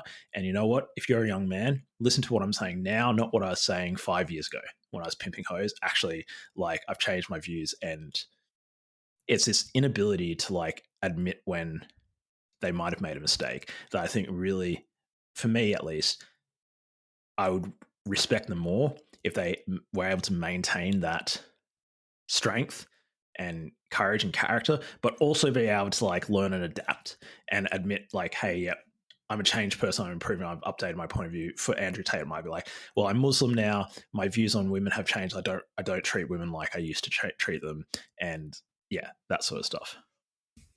Yeah, I guess to that, I imagine Andrew Tate would say, you're saying you'd respect him more effectively if his first principles regarding women changed to be those of yours. Yeah, potentially. It seems like, at least to me, like, it's not necessarily about like, you can talk about the specifics of like women if you want. To me, it's more like you're going out there and you're making a case for your point. You're making a case for yourself, and actually respecting that other people might have legitimate things that you can learn from and update your opinion. It's like he's had all these interactions with people across the world, and instead of like acknowledging that, maybe whether it's with regards to women or something else, he's just doubled down and said he's still right and he's always been right. And even if you pull something out point blank and read back what he said to him, he'll just deny that your interpretation is the correct interpretation. And and just it's this complete, like, your interlocutor doesn't have anything worthwhile that you can learn from. And the hard thing is that sometimes those people who are geniuses really are actually so outside the norm and so far ahead of their time or whatever, that maybe for like years that is the case. And maybe this person's genius in 10 years will look back and be like, well, they're ahead of their time. But sometimes it's just that person is just being stubborn and actually just they're wrong. They are actually just wrong. Yeah. there is a real rigidity to Andrew. Yeah, Tate. rigidity. I would say like that rigidity. I guess also, yeah, that's a good word. it depends on what you're optimizing for and what you think his goal is. So Yeah. I think what you're saying is very true if you assume that Andrew Has that Tate's goal. goal is to Yeah. approach truth and to error correct.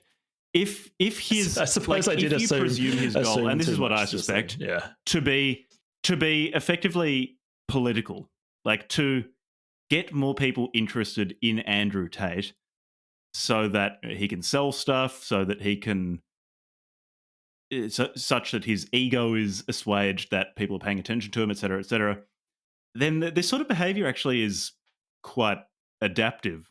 Like this is probably more adaptive than sort of in a more temperate way, telling certain people like, "Oh, you were right, I was wrong."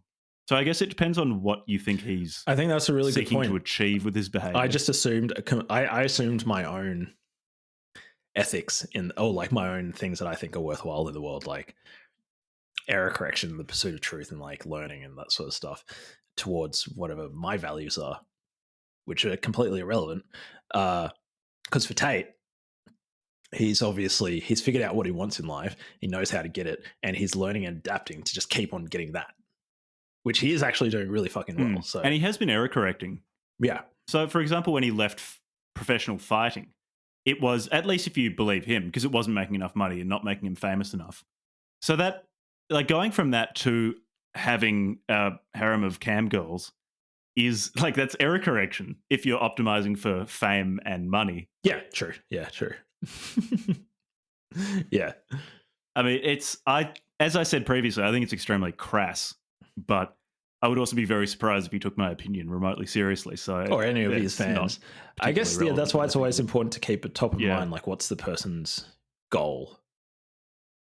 And like, his goals is to make shitloads of money and be famous and fuck heaps of women. Like, that's his goal. So he has been wanting to do that for at least a decade now. Yeah. And he's figured out how to do it. He's done it. And now random people on the other side he's doing it well. Random people on the other side of the planet are making 2-hour videos commenting on what he's doing. So, like, you know. Yeah, on what he said, or on what he has said through the cipher of one of his fans documenting what he said and publishing a book. Yeah. And then sending Andrew Tate some of the proceeds from the book. So, yeah, I guess if that's what he wants for his life, then cool. Yeah, as I said before, it's not my cup of tea, so whatever. Did you have any comments on the Piers Morgan? I said Jack 2 interviews in particular. I watched them, Piers Morgan and George Janko interviews. I don't think I have anything more to say about them that I haven't already said, because I've used them both as things to talk about when we were on previous subjects in this episode. Do you have more to add? The only thing I'd like to add is that, to me, and I don't know if this is, he genuinely thinks this, or he like sat down and strategically thought how he's going to frame the narrative, but the Matrix and the people attacking him, he's like, he complains about other people being victims, and that his entire narrative is being a victim of the Matrix. The Matrix cancelled me. The Matrix locked me up in prison, and I'm never going to kill myself. And if somebody says I committed suicide, they're going to come and kill me next. Like, is he sincere about that? Maybe he's sincere, or does he just know his audience, and he knows if he uses this conspiratorial thing, he can play to that. I think it's hyperbolic.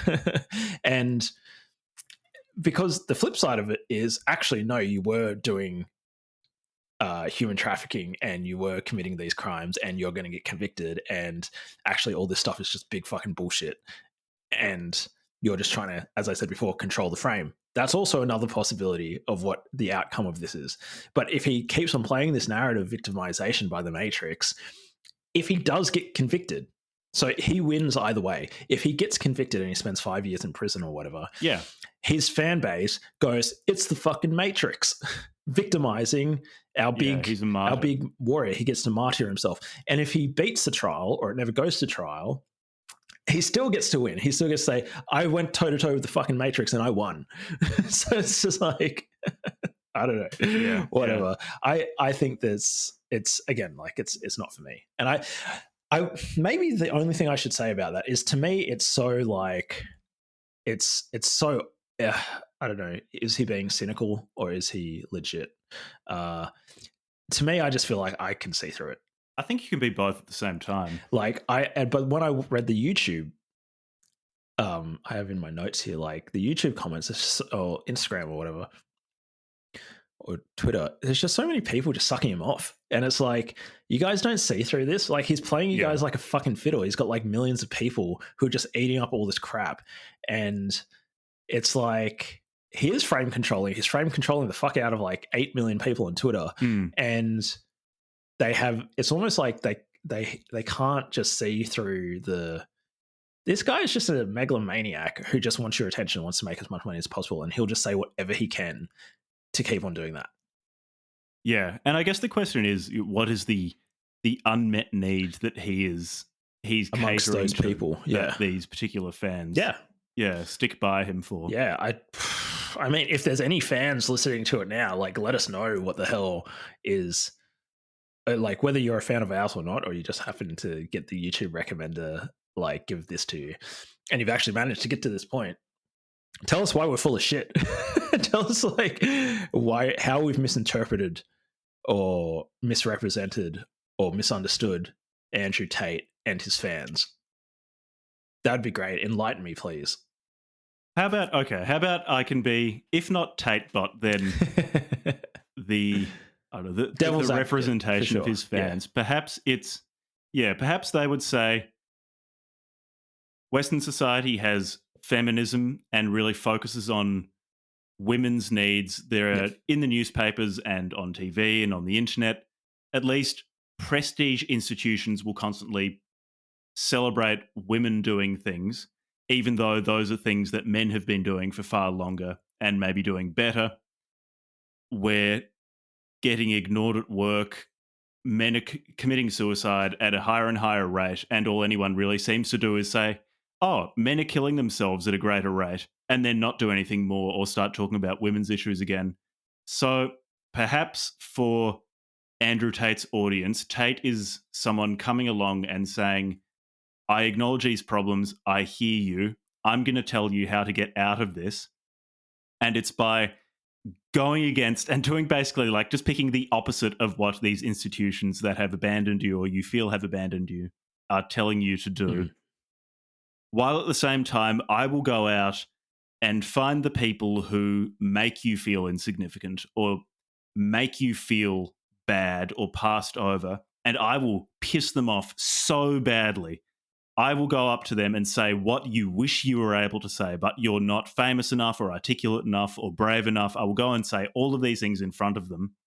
I will record their responses, which oftentimes is just getting angry, because most of the time, at least with like shit-lib commentators, when someone pushes back on them, they just get angry and call like the person pushing back on them names. Yeah. Basically. Like they call them sexist and racist. Like they resort to name calling and not much else. And I imagine it's really gratifying to have someone like Andrew Tate on whom those things don't work. Like you can call him whatever you want and he's going to smile at you and say, yeah, fine. Yeah. Like I'm wealthier than you. I have sex with more women than you. Like call me names. I don't care. Yeah. Maybe that's it.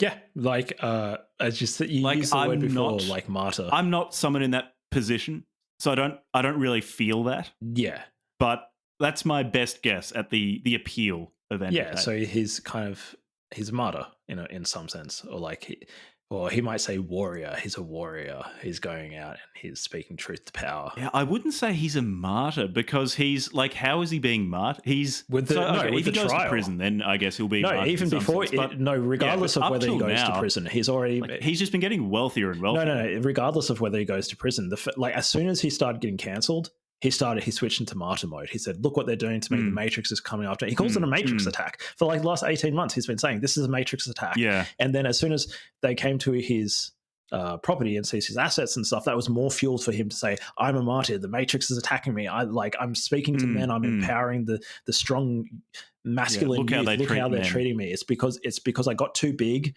I and I was speaking too much truth, and now they're coming after me. Like he's been martyring himself like 2 years now. He's totally playing into it. Yeah. It's this strange combination of he definitely spins a martyr narrative, but at the same time, there's also a narrative of I can't be martyred because like no matter what they try to do, I just get wealthier, I just get more famous, I just get harder and harder to kill. They can't kill me no matter how hard they try. So it's a strange superposition of a martyr narrative and an invincibility narrative. Yeah.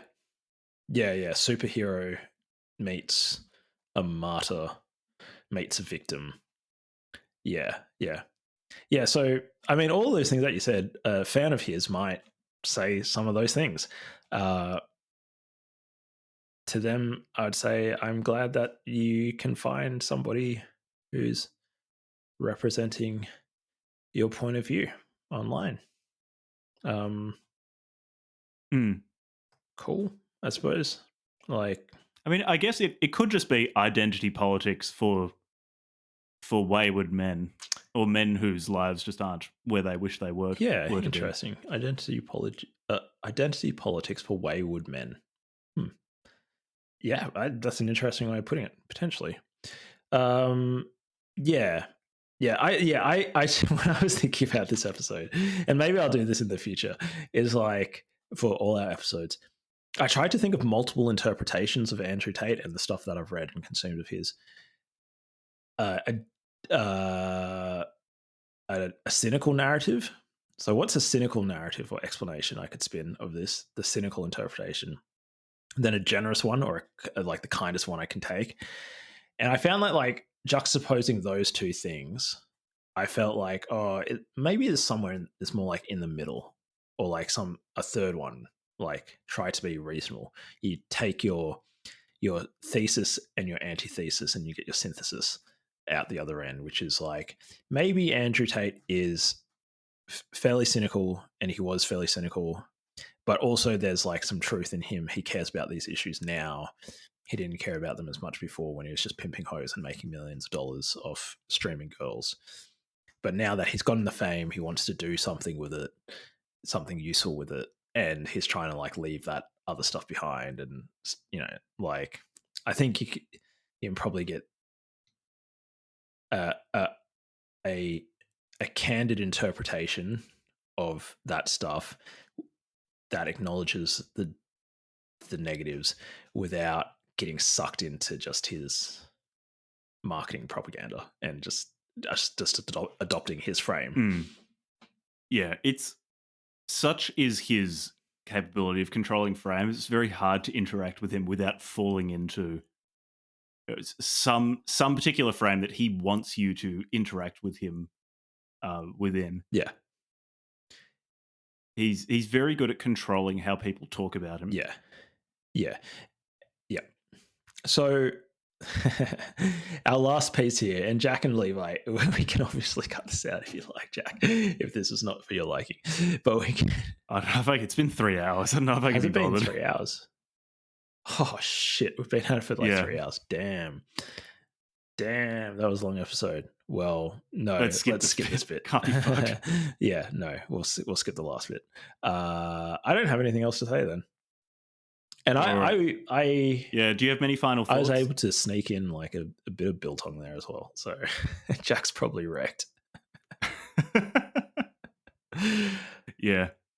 In terms of, would I recommend Andrew Tate or not? No.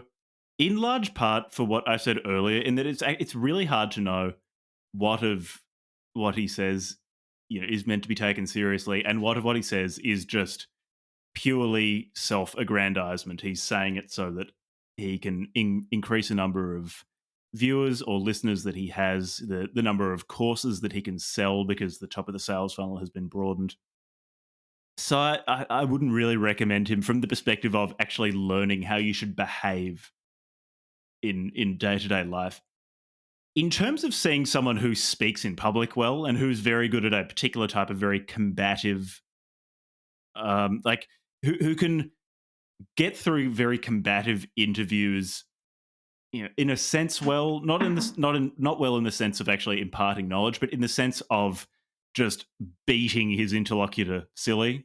Like he's good. He's a very impressive public speaker. Beyond that, though, I wouldn't really recommend him beyond like 15 minutes of one of his interviews just to see how he speaks. Yeah, I think that's it. Yeah, I think all the good stuff that we've spoken about with Andrew Tate, you can get from other sources that don't come with all the baggage.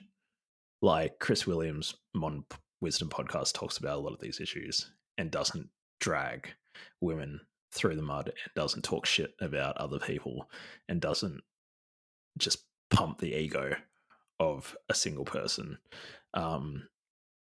So go and find other more positive masculine role models if that's something that you need in your life. I guess, yeah, if you need an internet dad, which I imagine Andrew Tate is filling that role. Yeah.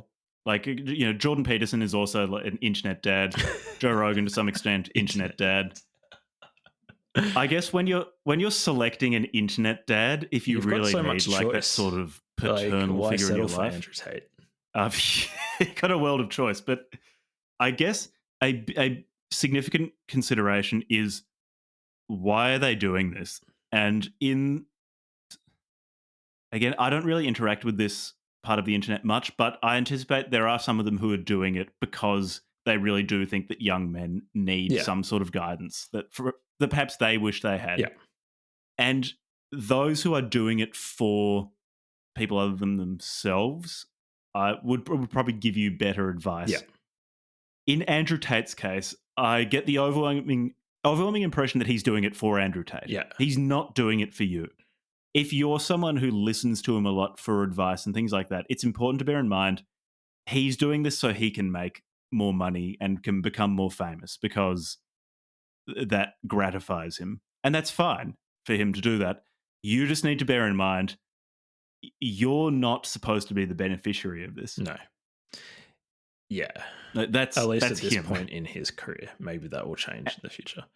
But yeah. Yeah. I think as a general rule of thumb, if the way that somebody wants to sell you something, whether it's a course or anything else, if they're belittling you and calling you a loser and all that sort of stuff, like, they don't have your best interest at heart.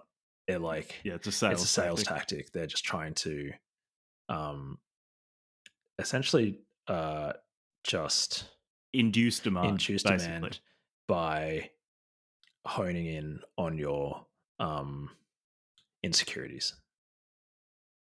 And to me, like, that's if it's working on you, you should do some self-reflection, you know, and think like, well, do I feel like a loser? Am I a loser? And if that's the case, is somebody like Andrew Tate, who literally has made a career out of just like honing in on those parts of men's insecurities, is that really the person I want to like get help from for fixing these things? Or are there like more positive male role models that I can look to like work on these things? Yeah. I don't really have much more to say. I think we've. Yeah, I only had one more thing to say. Oh yeah, which was actually a buy my book, buy Jack buy Tower. Yeah. This is a sales funnel for buying Tower by Jack BC. Yeah, my only thing to say is Carl Jung quote that I read from a book that I've been reading. He says, everything that irritates us about others can lead us to an understanding of ourselves. So there's a lot that I found irritating about Andrew Tate, and I've learned a lot about myself in seeing like thinking through that stuff. In particular, like, I don't know. I think like being a man, being a good man, a good father, brother, whatever, husband, and all those sorts of things. Being a good person to yourself, taking care of your body and all that sort of stuff. All great things. But if you have to do that at the expense of others, are you really a good man? I don't think so.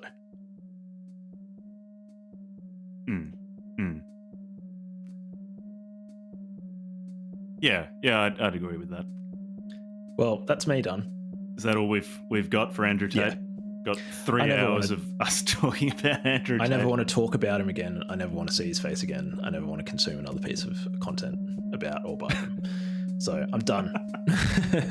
I'd rather read another F. Gardner book. That's brutal. Yeah, legit, like for sure. And Right. at least F. Gardner's a nice person.